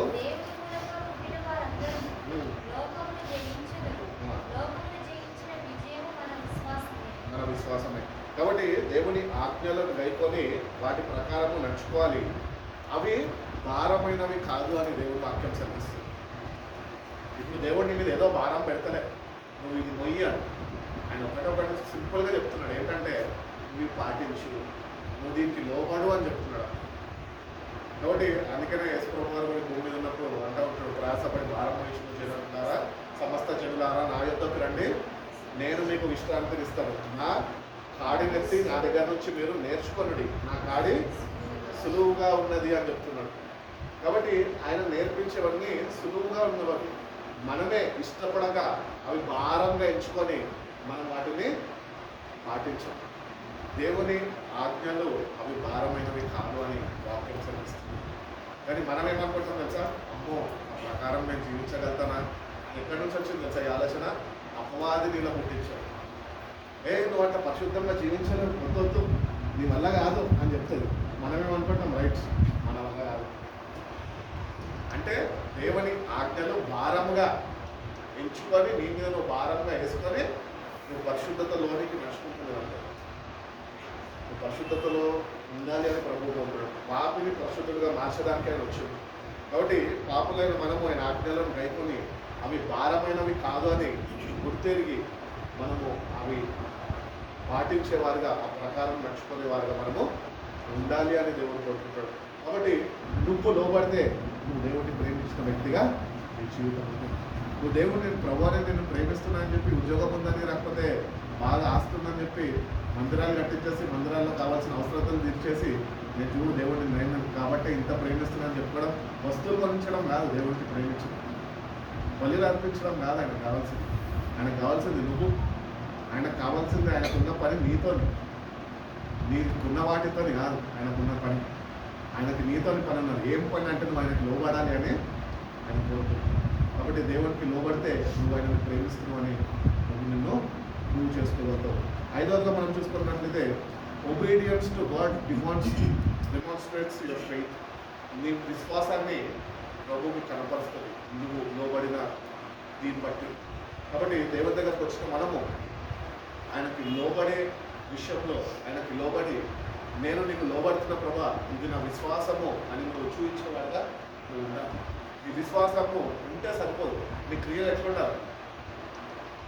విశ్వాసముతోని ఉండాలి. విశ్వాసం లేకుండా బైబిల్ ఏం చెప్తుంది? ఇష్టడై ఉండుట సాధ్యం.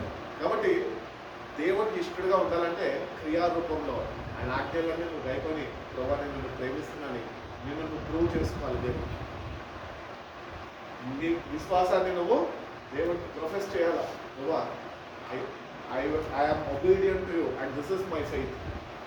నా విశ్వాసం ఇది ప్రభా, నేను నీకు లోబడి చూపిస్తాను. అబ్రహాం లోబడ్డాడు, విశ్వాసాలకు తండ్రి అని పిలువబడ్డాడు. లోబడిన దానివల్ల ఆయన విశ్వాసం అధికపరచబడింది. ఈరోజు నువ్వు లోబడితే నీ విశ్వాసము అధికపరచబడింది. కాబట్టి లోబడే విషయంలో మనం శ్రద్ధ వహించి దేవునికి మన విశ్వాసాన్ని కనపరిచేవారిగా, దేవా నా విశ్వాసం ఇది అని చెప్పేవారు. ఏదో నోరుంది కదా అని విశ్వాసము ఉంది కదా విశ్వాసులమని ప్రార్థన చేసేయడం కాదు, అది క్రియారూపము దేవునికి కనబడే రీతిగా దేవుడిని చూసుకున్నాడు కనుక వాక్యాన్ని క్రియారూపంలో పెట్టి నువ్వు విశ్వాసాన్ని కనపరిస్తే దేవుడికి నీ ప్రేమని నువ్వు నిలబడిన వ్యక్తిగా నువ్వు ఉండగలుగుతావు. Obedience is better than sacrifice. ఇంతకుముందే చదువుకున్న సమయం రాసిన గ్రంథంలో.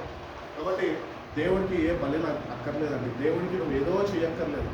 దేవుడికి నువ్వు చేయాల్సిందంత ఒకటి. నువ్వు ఆయన కొరకు ఏమైనా చేయగలుగుతావు అంటే ఒకటి ఏంటంటే నువ్వు ఆయనకు లోబడతావు. అంటే ఆయన తండ్రి చిత్తాన్ని నెరవేర్చడానికి ఆయన తండ్రికి లోబడ్డాడు. ఈరోజు మనం కూడా దేవునికి లోబడితే ఆయన చిత్తము మన జీవితాల్లో నెరవేర్పులోనికి వస్తుంది. నువ్వు లోబడకపోతే ఆయన చిత్తము మన జీవితాల్లో నెరవేర్చబడదు. కాబట్టి దేవుని చిత్తము మన జీవితంలో నెరవేర్చబడాలన్నా కూడా నువ్వు మొట్టమొదటిగా లోబడే విషయంలో శ్రద్ధ వహించి నువ్వు మనుషులకి లోబడ్డం కాదు కానీ ఆయనకి లోబడే వ్యక్తిగా నువ్వు ఉంటావు. మీ ఆఫీస్లో మీ సార్ నీకు ఒక ప్రాజెక్ట్ ఇచ్చి ఆ ప్రాజెక్ట్ నువ్వు చేయాలంటే నువ్వు ఏం చేస్తావు? నేను చెయ్యను సార్ అని చెప్తావా? చేసి sir it is finish sir అని నిన్ను ప్రూవ్ చేసుకుంటావు. అప్పగించిన పనిని నువ్వు కడముట్టించినావు, చేసేసాను సార్ అని చెప్పి నిన్ను నువ్వు ప్రూవ్ చేసుకుంటావు. అట్లనే దేవుని దగ్గర కూడా దేవుని దగ్గరకు వచ్చి ప్రభా నువ్వు నాకు ఈ మాటలు ఇచ్చావు, ఈ మాట ప్రకారం నేను జీవిస్తాను. ఇదిగో నేను జీవించి నీకు చూపిస్తుంది, నీ దగ్గరకు వచ్చాను నేను ఆశీర్వదించు అంటే తప్పక నీ ఒబీడియన్స్ని బట్టి దేవుడు తప్పక ఆశీర్వదిస్తాడు. కాబట్టి దేవుడికి ఈ అర్పణల కన్నా అర్పణ అర్పించేది ఏంటి అంటే నువ్వు ఆయన మాటకి లోబడితేనే అదే పెద్ద అర్పణగా ఆయన స్వీకరించలేదు. కాబట్టి లోబడే వారు దేవుడికి కావాలి. ఆయన మాటకి లోబడాలి. ఆయన మాటకి లోబడి అదే స్వార్థంలో చదువుకుంటాం కదా, ఎవడైనానో నా మాటలు వినిన ఎడల వాడి ఇల్లు వాడు బండం మీద కట్టుకున్న వాడు నా మాటలు విని గైకొనేవాడు. నా మాటలు విని గైకొని క్రీస్తు అనే బండ మీద మన జీవితాల్లో మన విశ్వాస జీవితము స్థిరపరచగలరు. అందుకని నువ్వు ఆయనకు లోబడాలి. ఆయనతో ప్రతిసారి మాట్లాడుతుంటాడు కానీ ప్రతిసారి మనం ఆయనకి లోబడతలేదు. ఆయన నేటి నుంచి ఉన్న ప్రభా ప్రతి ఒక్క మాట నీ మాటకి నేను లోబడి బిడ్డలా నేను జీవించాలని ఇష్టపడుతున్నాను. అతి రీతిగా నా జీవితాన్ని నువ్వు మార్చుకోవాలి. ప్రభుని అడిగితే ప్రభు తప్పక జీవితంలో ఒక మార్పు కలిగిస్తాను. వాక్య ప్రకారము ఎట్టి రీతిగా జీవించాలో ఆయన నీకు నేర్పిస్తాను. కాబట్టి దేవుని దగ్గరకు వచ్చి మనము ఏ అర్పణలు అక్కర్లేదు, నువ్వే అర్పణగా మారిపోవడం అనేది కావాలి. అందుకనే ఏసన్న గారు అన్నారు కానుకారైతేనే ఏ సన్నిధి ఏమీ లేదు కానీ ఆయననే ఒక కానుకగా ఎంచుకున్నాం, దేవుడికి సమర్పించుకున్నాం. మన జీవితాలు కూడా అంతే. మనం కూడా దేవుడిని కలిగి జీవిస్తున్నాము. ఆయనను కూడా ఎంచుకొని మనము ఆయన కొరకు కానుకగా మన జీవితాన్ని అర్పించేవారు. ఇప్పుడు కానుక అర్పిస్తే అది ఎవరికి సంబంధమైంది? దేవుడికి సంబంధం. కాబట్టి మన జీవితాలు కూడా ఆయనకు అర్పించినప్పుడు మనం ఎవరి సంబంధమైన వాళ్ళు? దేవుని సంబంధమైన. అంటే మన ఇష్టాలు ఏమాత్రము మనలో నెరవేర్చబడడానికి కావున్నదు. ఆయన ఇష్టమే మన ఇష్టంగా మారాలా, ఆయన చిత్తమే మన జీవితంలో ఆయన జరిగించాలి అని అతి సమర్పణ మనకు ఉండాలి అని దేవుడు కోరుకుంటున్నాడు. కాబట్టి నిన్ను నువ్వు ఒక అర్పణగా నువ్వు దేవునికి అర్పించు, దేవుని దగ్గర నుంచి కోరుకుంటున్నాడని. కాబట్టి ఈ రోజు కన్నా నీ అర్పణ దేవుని దృష్టికి అంగీకారమైన అర్పణ. అందుకనే విధవరాలు కూడా విధవరాల గురించి బైబిల్లో రాశారు. అందరూ వచ్చి ధనం ఉందని కానుక పెట్టెలో వేస్తున్నారంట, కానీ విధవరాలు ఆమెకున్న సమస్తములో అంతా ఆమె కలిగి ఉన్నదంతా తీసుకురొచ్చి కనిపించింది. ఎందుకంటే ఆ విశ్వాసాన్ని దేవుడు చూస్తాను. అందుకనే చెప్పగలిగాడు మీ అందరిలో ఈమెనే బహు ఎక్కువగా విలువైన అర్పణ అర్పించి. దానికన్నా విలువైన అర్పణ ఈరోజు ఏంటి తెలుసా? క్రీస్తు రక్తంలో కడగబడ్డ మనము మన హృదయాల్ని అర్పణగా అర్పిస్తే దానికన్నా పెద్ద ధన్యత ఇంకొకటి. దేవుడు నీ డబ్బును ఆశిస్తాడు. దేవుడు నీ దగ్గర నుంచి నీ ఆస్తులను, నీ చరాస్తులు, స్థిరాస్తులను ఆశిస్తాడు. దేవుడు ఒకటి ఆశిస్తాడు నీ హృదయము ఆయన కొరకు అర్పణగా మార్చబడాలి. అందుకనే obedience to God is better than sacrifice. నేను దేవుడికి లోబడి జీవిస్తే అది నీ జీవితానికి ఆశీర్వాదకరంగా, ధన్యకరంగా, జీవనకరంగా మారుస్తామని తెలియజేస్తుంది. డిజోబీడియన్స్ ఒకవేళ ఉంటే డిజోబీడియన్స్ ఏం తీసుకొస్తుందండి? శాపం తీసుకొస్తుంది. శాపము చెప్పండి, రోమిలకు రాసిన పత్రిక. పాపము మళ్ళీ వచ్చే జీతము మరణము, గర్భం ధరించి పాపము గర్భం ధరించి మరణాన్ని కట్టాలి. కాబట్టి డిజోబీడియన్స్ లీడ్స్ టు సిన్. ఇప్పుడు దేవునికి నువ్వు లోబడే వ్యక్తిగా నువ్వు లేకపోతే కనుక నువ్వు పాపంలోకి ఈడ్చబడుతున్న వ్యక్తిగా నువ్వు మారిపోయావు. పాపము నువ్వు ఈడ్చుకొని వెళ్ళిపోతుంది. అందుకని నువ్వు దేవునికి లోబడే వ్యక్తిగా నీలో డిజోబీడియన్స్ వచ్చేసింది. ఒబీడియన్స్ ఉండాల్సిన నీ హృదయంలో ఈరోజు డిజోబీడియన్స్ వచ్చింది. అంటే ఎందుకు వచ్చింది తెలుసా? నీలో ఉంటున్న పాపము నిన్ను ఆయన మాటకి ఒబే చేయకుండా అడ్డుకుంటున్నది. అందుకనే నువ్వు దేవుని మాటకి లోబడక డిజోబీడియన్స్ స్పిరిట్తోని నువ్వు నడిపింపబడుతున్నావు. అది చివరికి నిన్ను పాపంలోనికి నెట్టివేస్తుంది. పాపంలో నువ్వు ఉండి ఉండి ఉండి ఆఖరికి నరకంలోనికి, మరణానికి అప్పగిపోరు. కొరింథీయులకు రాసిన పత్రిక 15:22 వాక్యం చూడు. మొదటి కొరింథీయులకు రాసిన పత్రిక 15. అమ్మా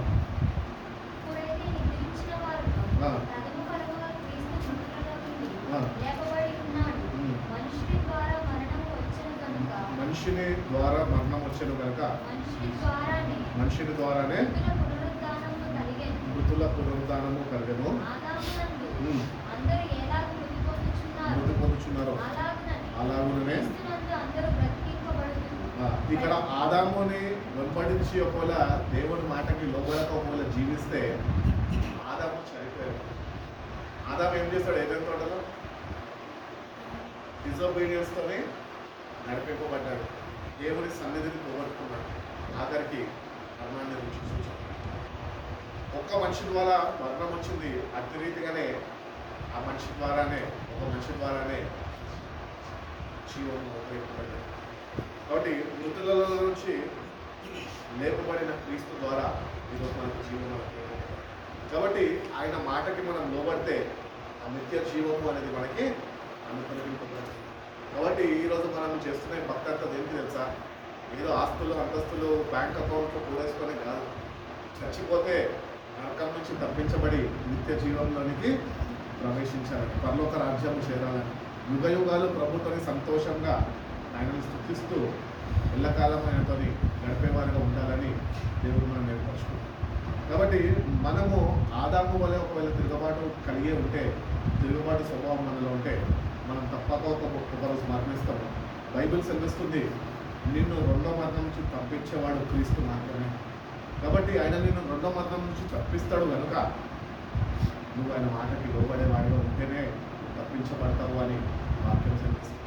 కాబట్టి ఆ రెండో మరణం నుంచి ప్రతి ఒక్కరూ రక్షణ పొందుకున్నవారు, దేవుని అంగీకరించిన వారు భయంకరమైన నరకం నుంచి తప్పించబడాలి అంటే ఆ విశ్వాసులు కానీ దేవుని బిడ్డలు కానీ ఆయనను అంగీకరించిన వారంట ఆయనకి లోబడేవారుగా ఉండాలి. ఆయనకి లోబడిన వారికే నిత్య జీవము నిత్యమైపోవాలి. రెండో మరణం నుంచి వాళ్ళు తప్పించబడతారు. కాబట్టి ఈ పాపము, ఈ డిజోబీడియన్స్ పాపము తీసుకొస్తుంది, పాపము మరణాన్ని తీసుకొస్తుంది. కాబట్టి ఈ డిజోబీడియన్స్ నీలో ఉంటే పాపం నిన్ను ఏలుతూ ఉండదు. పాపం నిన్ను ఏలుతూ ఉన్నప్పుడు నువ్వు ప్రభుకి ఏమాత్రమో లోబడలేదు. అందుకనే పాపం నిన్ను ఏలనీయకుండా ప్రతినిత్యము వాక్యం అనే ఖడ్గంతోనే నిన్ను నువ్వు సరి చేసుకుంటూ పరిశుద్ధాత్మ శక్తిని పొందుకుంటూ ప్రార్థన శక్తితోని నువ్వు ప్రతినిత్యము నడిపింపబడితేనే నువ్వు ఈ లోకాన్ని జయించగలుగుతావు, రెండో మరణాన్ని జయించగలవు. కాబట్టి ఇది కానీ మనలో లేకపోతే కనుక మనం తప్పక చేస్తున్న భక్తి వృధా అయిపోతుంది, వేషధారణ భక్తిగా మిగిలిపోతుంది.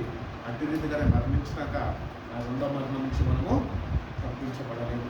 కాబట్టి రెండో మరణం నుంచి తప్పించబడాలి అంటే నువ్వు మొట్టమొదటిగా జీవించినప్పుడే నువ్వు ఆయనకి లోబడే బిడ్డగా నీ జీవితాన్ని ఆయనకి సమర్పించుకునేవాడిగా నువ్వు ఉండాలి అని దేవుడు కోరుకుంటున్నాడు. కాబట్టి ఈ రెండో మరణం నుంచి నువ్వు నేను తప్పించబడి క్రీస్తుతో యుగ యుగాలు జీవించడానికే ఈ భక్తి మనం చేస్తున్నాం. కాబట్టి ఈ భక్తి చేస్తున్నది శక్తితోని కూడిన భక్తిగా దేవునికి లోబడినప్పుడు దేవుడు తన శక్తిని, తన పరిశుద్ధాత్మని అనుగ్రహిస్తాడు. తన వాక్యాన్ని ధ్యానిస్తూ ఆ ప్రకారం నడుచుకునే కృపను కూడా దేవుడు మనకి అనుగ్రహిస్తాడు. పౌలు ఒక మాట తెలియజేస్తున్న పత్రికల్లో, నేను ఏదైతే చేయాలనుకుంటున్నానో అది నేను కావాలని చేస్తలేదు, కానీ నాలో నివసిస్తున్న పాపము నన్ను అవి చేయడానికి బలవంతము చేస్తున్నది అని పత్రికల్లో చక్కగా తెలియజేస్తుంది. కాబట్టి పాపం అంట అది మనిషిని వెంటాడుతూనే ఉంటుంది.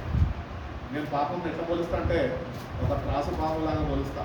పాముని పల్లెటూళ్ళలో నడుచుకుంటూ పోయినప్పుడు దాన్ని తొక్కేవానికి పొరపాటున అది ఏం చేస్తుంది? పగబడుతుంది, వెంటాడుతుంది. దీన్ని కాటేసే వరకు అది మేము ఉండదు. అట్టి రీతిగానే పాపం కూడా మనిషిని అది విడిచిపెట్టదు. అందుకనే దావీదు అంటూ ఉంటాడు కీర్తన 55లో, పాపంలోనే నా తల్లి నన్ను గర్భము ధరించింది, పాపంలోనే పుట్టి ఉన్నాను. ఈ పాపంలోనే పుట్టి ఉన్న మనం పాపం మనలో నివసిస్తుంది, కానీ పాపాన్ని అణగదొక్కే శక్తిని దేవుని దగ్గర నుంచి మనము పొందుకోవాలి. అది కేవలం వాక్యము ద్వారా, ప్రార్థన ద్వారా, పరిశుద్ధాత్మ సహాయం ద్వారానే. కాబట్టి ఈ పాపము నీలో ఉంది, అది నీ మీద పరిపాలన చేయకుండా దేవుని వాక్యంతో నింపబడి వాక్యము నిన్ను పరిపాలించేదిగా, దేవుని ఆత్మ నిన్ను నడిపించేదిగా అట్టి దైవిక శక్తిని నువ్వు దేవుని దగ్గర నుంచి పొందుకోవాలి. నీలో ఉంటున్న పాపాన్ని నువ్వు అరగదొక్కి పెట్టాలి. లోపల దాన్ని అనగదొక్కకపోయినావనుకో అది ఏమైతుందో తెలుసా? అది నీ జీవితంలో చెలరేగిపోతుంది. నేను పాపంలోకి ఇంకా పాపంలోకి తీర్చుకోలేదు. అందుకని పాపం ఎక్కడ విస్తరింపబడుతుందో దేవుడి యొక్క కృప అక్కడ విస్తరింపబడుతుంది. నశించేది అన్యులు కాదు, దేవుని బిడ్డలు నశించిపోతుంది. మనం చాలాసార్లు వాక్యం చదువుకుంటున్నప్పుడు అర్థం కాదు వాక్యం. పాపం ఎక్కడ విస్తరింపబడుతుంది, కృప అక్కడ విస్తరింపబడుతుంది అనుకుంటే అన్యులు కూడా రక్షింపబడతారేమో, అన్యులు కూడా రక్షణలోకి వస్తారేమో అనుకుంటాం. కాదు కాదు కాదు, దేవుని బిడ్డలే పాపంలో కొట్టుబిట్టాడుతున్నారు. నేటి కన్నా కన్వింపు కలిగి ఆయన కృప విస్తరింపజేస్తుండగా ఆ కృపను తలంచుకొని ఆ కృపలో జీవితాలను సరిదిద్దుకొని మళ్ళా తిరిగి ఆయన యుద్ధకు తిరిగి ప్రభువా ఈ తిరుగుబాటు స్వభావం నాలో నుంచి తీసి నీకు లోబడే బిడ్డగా నేను జీవిస్తాను అని. అందుకనే దేవుడు మరొకసారి అవకాశాలు మన జీవితాల్లో కలిగజేస్తున్నాడు. నేటి కన్నా నువ్వు ఆయన కృపడతావేమో, అందుకని కృప విస్తరింపబడుతుంది. అందుకనే నువ్వు నేటికి కూడా రక్షింపబడుతున్నావు, బట్ట కట్టుకొని బైబిల్ పట్టుకొని ఈరోజు మందిరానికి వచ్చి దేవుని వాక్యము వినగలుగుతున్నావు. ఎందుకంటే నీలో ఉంటున్న పాపమే నిన్ను నాశనానికి గురి చేస్తుంది. అందుకని నీలో ఏ పాపము నిన్ను ఏలుతున్నదో ఆ పాపాన్ని నువ్వు పసిగట్టి దేవుని వాక్యము చేత, ప్రార్థన సహాయం చేత, పరిశుద్ధాత్మ ద్వారా శక్తి చేత నువ్వు దాన్ని అనగదొక్కాలి. నువ్వు దాన్ని అనగదొక్కి అది నీ కాళ్ళ కిందనే ఉండాలి. అది ఏమాత్రం నీ మీద ఆధిపత్యము చేయడానికి వీలు లేకుండా అట్టి సమృద్ధి అయిన దైవిక శక్తిని నువ్వు దేవుని దగ్గర నుంచి పొందుకొని ఈ లోకాన్ని జయించినగా నువ్వు ఉండాలి అని దేవుడు కోరుకుంటున్నాడు. యేసు ప్రభువు అన్నాడు కదా, నేను ఈ లోకాన్ని జయించి ఉన్నాను. మరి ఆయన బిడ్డలైన మనం కూడా జయించాలి. ఎట్లా జయిస్తాం? ఆయనతో సరైన సావాసం ఉన్నప్పుడు, ఆయనతో అనుదిన సావాసం ఉన్నప్పుడు, ప్రతినిత్యం ఆయన మీద ఆధారపడినప్పుడు ఆ జయించే శక్తిని ఆయన మనకి అనుగ్రహిస్తాను అని దేవుడు తెలియజేస్తుంది. కాబట్టి మనలో ఉన్న పాపము మన నాశనానికి గురి చేయకుండా నేటి కన్నా పాపాన్ని గుర్తించి ఆ పాపాన్ని నుంచి విడుదల పొందుకొని నన్ను విడిపించి ప్రభుని పట్టుకొని ప్రభుత్వాన్ని సమయం కలిగి ఆయనతో సమాధానపడి పాప క్షమాపణ పొందుకొని ఆ పాపాన్ని నువ్వు అసహించుకుంటే కనుక దేవుడు పాపం మీద గొప్ప చేయాలని నీకు అనుగ్రహిస్తాడు. ఆ రెండో మరణం నుంచి తప్పించుకొని కృపబడ దేవుడు నీకు అనుగ్రహిస్తాడు. Through obedience we experience the blessings of the holy living. పరిశుద్ధమైన జీవితం కూడా ఎట్లా మనకు అనుగ్రహింపబడుతుంది అంటే కేవలం ఒబీడియన్స్ ద్వారానే. ఆ వాక్యం కూడా చూడండి, కీర్తనల గ్రంథం 119వ అధ్యాయము 1వ వాక్యం నుంచి చదువుతుంది. యెహోవా ధర్మశాస్త్రం అనుసరించి నిర్దోషముగా నడుచుకుని వారు ధన్యులు, ఆయన శాసనములను గైకొనుచు పూర్ణ హృదయముతో ఆయనను వెతుకువారు ధన్యులు, వాళ్ళు ఆయన మార్గంలో నడుచుకొనుచు ఏ పాపమును చేయరు.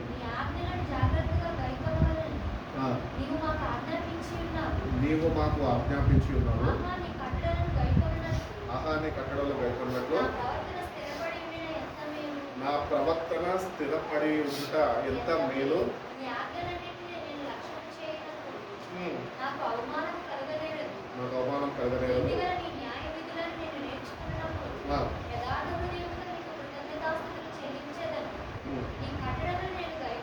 నీ కట్టడలుగా గైకొందును, నన్ను కొద్దిగా విడనాడు.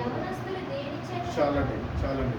ఇక్కడ చక్కటి మాటలు మనం ఇక్కడ చూసుకుంటాం. Blessed are those whose ways are blameless, who walk according to the law of God. దేవుని ఆజ్ఞల ప్రకారం నడుచుకున్న వారు ధన్యులంట. They are the blessed people. వాళ్ళు దేవుడి కట్టడాలు, దేవుడు నియమనిబంధనాలు, దేవుని యొక్క న్యాయ విధులు అన్నీ తెలుసుకొని ఆ ప్రకారము నడుచుకుంటున్నారట. వాళ్ళు ధన్యకరమైన జీవితము వాళ్ళు జీవిస్తున్నారు. కాబట్టి మనం కూడా ఒక పరిశుద్ధమైన జీవితము జీవించాలంటే ఆజ్ఞలన్నీ గైకొని ఆయన దృష్టికి అంగీకారముగా మనం ఉండాలి. ఆయన దృష్టికి అంగీకారమైన జీవితము మనం జీవించాలి అంటే దేవుని యొక్క ఆజ్ఞల ప్రకారం నువ్వు నడుచుకునే వాళ్ళలో ఉండాలి. ఇంకా వాళ్ళు ఎట్లంట, and seek him with all their heart, వాళ్ళ పూర్ణ హృదయంతో ఆయనని వెతికే వారిగా ఉంటారంట. మనకి ఏదైనా కావాలంటే మొత్తం మన హృదయం అంతా అక్కడే ఉంటుంది కదా. ఫర్ ఎగ్జాంపుల్ ఒక గోల్డ్ రింగ్ పోయిందనుకో, చిన్న కమ్మ, మొత్తము మనసంతా అక్కడ పెడతాం. అది దొరకాలి. అది దొరికితే ఇంట్లో నెమ్మది ఉంటుంది, లేకపోతే నెమ్మది ఉండదు. మా ఇంట్లో మా అమ్మ ఎప్పుడు కమ్మల్ని తీసి మార్చుకుంటున్నప్పుడు ఎంత శీల ఉంటుంది కదా, అది పోగొట్టేస్తాను. మళ్ళీ ఏం చెప్తుంది తెలుసా, నాకు నీ కళ్ళకే కనిపిస్తుంది అది మనసు పెట్టి చూడాలి. ఇప్పుడు మా అమ్మ చెప్పినందుకన్నా నా కళ్ళు పెద్దవి అందరిలో ఇంట్లో పెద్ద కళ్ళు పెట్టి చూస్తే నాకే దొరుకుతాయి. మా అమ్మ చెప్పింది ఇంకా నాకు దొరికితే నాకు ఒక ప్రౌడ్ ఫీలింగ్. అమ్మ మా అమ్మ చెప్పినట్టు నాకే దొరికింది అని నాకు అట్టి రీతిగానే ఎట్లయితే మనసు పెట్టి మా అమ్మ మాటకి లోబడి అది వెతికి నేను ఆమెకి ఇస్తాను, అట్టి రీతిగానే మనం కూడా మన పూర్ణ మనసు దేవుని మీద పెట్టాలి. దేవాని ఆజ్ఞలు ఏంటి ఆ ప్రకారం నేను నేర్చుకుంటాను. అంత పూర్ణ మనసు మనం పెట్టినప్పుడే ఆయన ఆజ్ఞలు, ఆయన న్యాయవిధులు, ఆయన కట్టడాలు, ఆయన నియమ నిబంధనలు అన్నీ మనకు తెలియజేస్తున్నాం. బిడ్డ నువ్వు ఇట్లా నడుచుకోవాలా, ఇది నీకు సరైనది కాదు, ఇది నీకు సరైనది అని ప్రతి ఒక్కటి స్పష్టముగా నీకు ఆయన బోధిస్తాడు. కాబట్టి మన పూర్ణ హృదయాన్ని మనము పెట్టి ఆయనని వెతికేవారుగా మనం దేవుణ్ణి వెతకడం అంటే ఆయన ఆజ్ఞని భయపడడం, ఆయన కట్టడాల ప్రకారం నడుచుకోవడం. నువ్వు ఎప్పుడైతే దేవుని ఆజ్ఞలు, నియమ నిబంధనలు, న్యాయ విధులు ఏవైతే ఉన్నాయో అవన్నీ నువ్వు తెలుసుకొని ఆ ప్రకారం నువ్వు నడుచుకుంటే తప్పగా ఇవన్నీ తెలుసుకున్న నువ్వు నడుచుకుంటున్న నువ్వు పక్కగా ఒక్కడే నడుచుకోగాని ఆయన తప్పకుండా నువ్వు కలుసుకుంటావు. ఎందుకంటే నువ్వు ఆయనని వెతుకుతున్నావు. అందుకని దేవుణ్ణి వెతికేవారుగా మనము పూర్ణ హృదయంతో దేవుణ్ణి వెతకాలి. ఏదో పోగొట్టుకుంటే అది దొరికేంత వరకు శ్రద్ధ వహించి వెతకడం కాదు. దేవుణ్ణి పూర్ణ హృదయంతో మనం వెతికినప్పుడు దేవుడు తప్పక దొరుకుతాడు. కాబట్టి దేవుణ్ణి మనం కలవాలి. చచ్చిపోయినాక దేవుడిని కలవడం కాదండి, బ్రతికి ఉన్నప్పుడే ఈ జీవితంలోనే దేవుడిని కలిసేవాడు. దేవుడికి మంచి స్నేహితుడు ఉన్న ఎవరు దేవుడితో నడుచుకున్నాడు ఆనవుతాడు. దేవుడికి మంచి స్నేహితుడు ప్రతిదికేమో దేవుడు ఆయనతో నడవడానికి ఇష్టపడేటాడు. ఈరోజు మనతో కూడా దేవుడు నడవాలి అంటే ఆ అనుభవంలోనికి మనం కూడా నడిపింపబడాలి అంటే ఇంక కూడా ఆయన పూర్ణ హృదయంతో వెతకాలి. ఆయన ఆజ్ఞలను వేయకొని ఆ ప్రకారం నడుచుకుంటే ఆనవుని కలిసిన దేవుడు నేను కూడా తప్పక ఆయన కలిసి నేను నడిపిస్తాను. నీతో నడవడానికి ఇష్టపడతాను. మనం ఎప్పుడు ఒకటే పాట పాడుతుంటాం, బోరింగ్ అనిపిస్తుంది నీతో నేను నడవాలని. కానీ ఆయన మనతో ఎప్పుడు నడవడు. ఎందుకు? ఆజ్ఞలని గైకొనము, పూర్ణ హృదయంతో ఆయనని వెతకము. కానీ నాకైతే పాటతోటి ప్రభు సరిపెట్టమంటాం. ప్రభావ దీంట్లో నువ్వు అడ్జస్ట్ అయిపోయి నేనే చేయగలుగుతాను, ఇంకేం లేదు నేను కాబట్టి పాడుతున్నాం ప్రభా, ఎవరు పాడిద్దాం అని చెప్పి వ్యక్తిరీతిగా మన ప్రభావం వ్యక్తిరీతిగా కావాలి. పూర్ణ హృదయంతో ఆయనని వెతికేవారు. వాళ్ళు ఏ తప్పు చేయరంట. They do nothing wrong, they walk in this ways. పాపము చేయకుండా ఒక మనిషి ఉండాలి అంటే వాడు దేవుడి మార్గంలో నడుచుకుంటేనే వాడు పాపం చేయకుండా ఉంటాడు. ఒకవేళ దేవుడి మార్గాన్ని కట్టడానికి విడిచిపెడితే కనుక తప్పక నువ్వు పాపములో నడుచుకుంటున్నామని దేవుడు వాక్యం సూచిస్తుంది. కాబట్టి పాపము చేయకుండా ఆయన కట్టడాన్ని, ఆయన ఆజ్ఞలన్నీ గైకొని ఆ ప్రకారము నడుచుకుంటే కనుక పాపము నీ యొక్కకు రాదు. అందుకని దేవుని మార్గంలో మనము నడుచుకునేవారుగా మనం ఉండాలి అని దేవుడు తెలియజేశారు.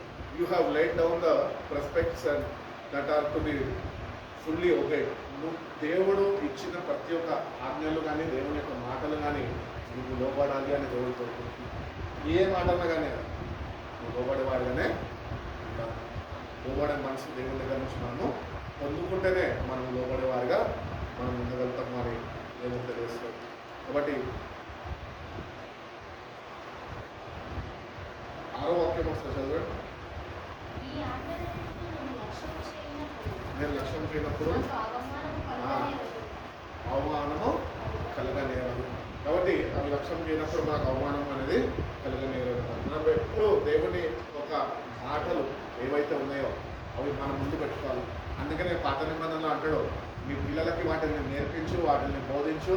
మీరు నడుచుకున్నప్పుడు, కూర్చున్నప్పుడు, పండుకున్నప్పుడు, నిద్రపోతున్నప్పుడు, ఎక్కడన్నా కానీ మీ ద్వారబంధాల మీద అన్నిటి మీద వాటిని ఉంచుకున్నాడు.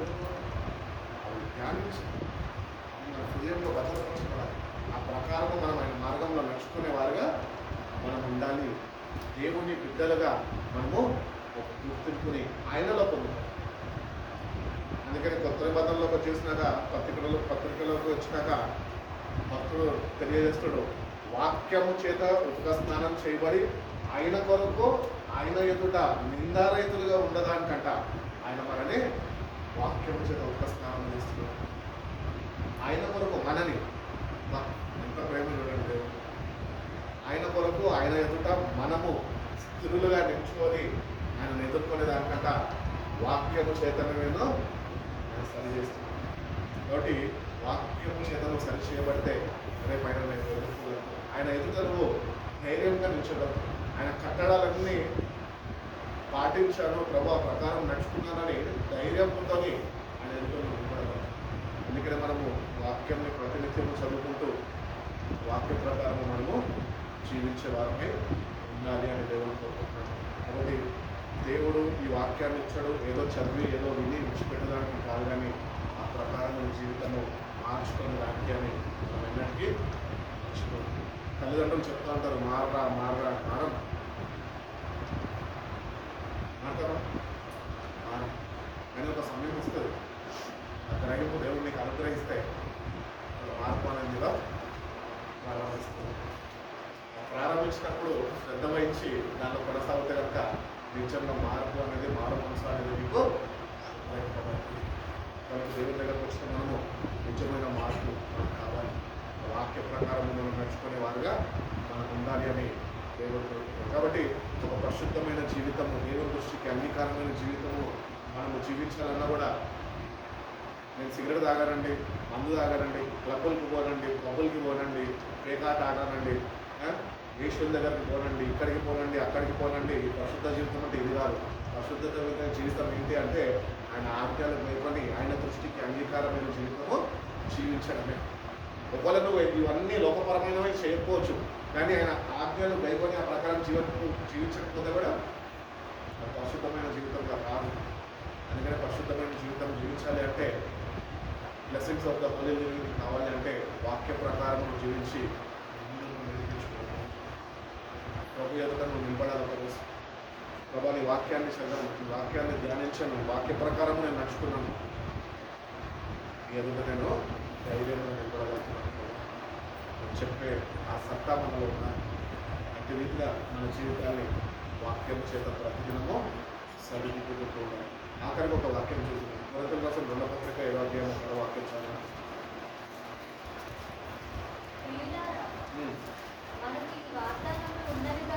మనకి వాగ్దానంలో ఉన్నవి కనుక దేవుని భయముతో పరిశుద్ధతను సంపూర్తి చేసుకొనొచ్చు, శరీరముతో ఆత్మతో కలిగిన సమస్త కల్మషం నుంచి మనల్ని పవిత్రులుగా చేసుకుందాము. చాలండి చాలండి. Since we have these promises, dear friends, let us purify ourselves from everything that contaminates body and spirit, perfecting in holiness out of reverence for God.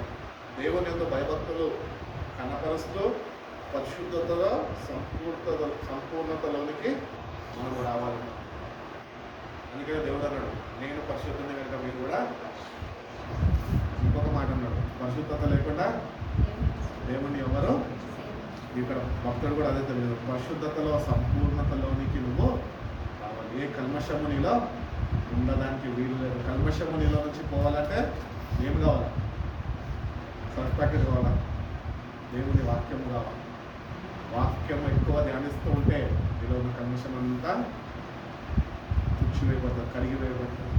ఆ వాక్యం నిన్ను సంపూర్ణతలోనికి, పరిశుద్ధతలో సంపూర్ణతలోనికి నిన్ను నడిపిస్తుంది.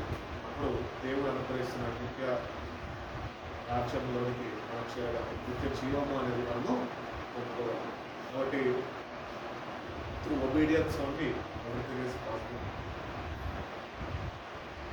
All things are possible to the one who believes. నమ్మినవాడు, నమ్మిక నీకుంటే నమ్మవానికి సమస్తము సాధ్యం. మనం నమ్మాలా, దేవుని మాటలు నమ్మాలా. దేవుని మాటలు నమ్మితే పరిశుద్ధతలో నుంచి సంపూర్ణతలోనికి నన్ను నడిపిస్తావు ప్రభా. ఆ ప్రకారము ఆ సమృద్ధి అయిన వాక్యం నాకు అనుగ్రహించు ప్రభా అని ప్రతిదినము ప్రార్థన చేయడం కాదు, కానీ వాక్యాన్ని అతి రీతిగా చదవాలా. అతి రీతిగా చదివి ధ్యానిస్తున్న నువ్వు వాక్యంతోనే నీ జీవితాన్ని సరి చూసుకోవాలి. ఆ ప్రకారమే నేను నడుచుకుంటున్నాను, ఆ ప్రకారము నేను జీవిస్తున్నాను. ఒకవేళ లేకపోతే కనుక మళ్ళా చదువు, మళ్ళా సరి చేసుకో, మళ్ళీ అదే అధ్యాయం చదువు, మళ్ళీ అదే మాటలు చదువు. ఆ ప్రకారం నేను నడుచుకుంటా ప్రభావం మళ్ళా కన్నీళ్ళు విడు, మళ్ళా ప్రభు దగ్గర బాధలు పట్టుకో, మళ్ళా వేడుకో, మళ్ళా ప్రభు యొక్క సహాయం కోరుకో. ప్రభు తప్పక నేను తోసి వేసేవాడు కాదు, కానీ నేను చేర తీసుకొని ఆయన శక్తిని బలాన్ని మీకు అనుగ్రహిస్తాడు. పరిశుద్ధుల సమీపంలోకి నేను ప్రకటిస్తాను. దేవుడు అటువంటి కృప అందరికీ అనుగ్రహించి కలుపుకున్న ప్రార్థన చేసుకుంటాను.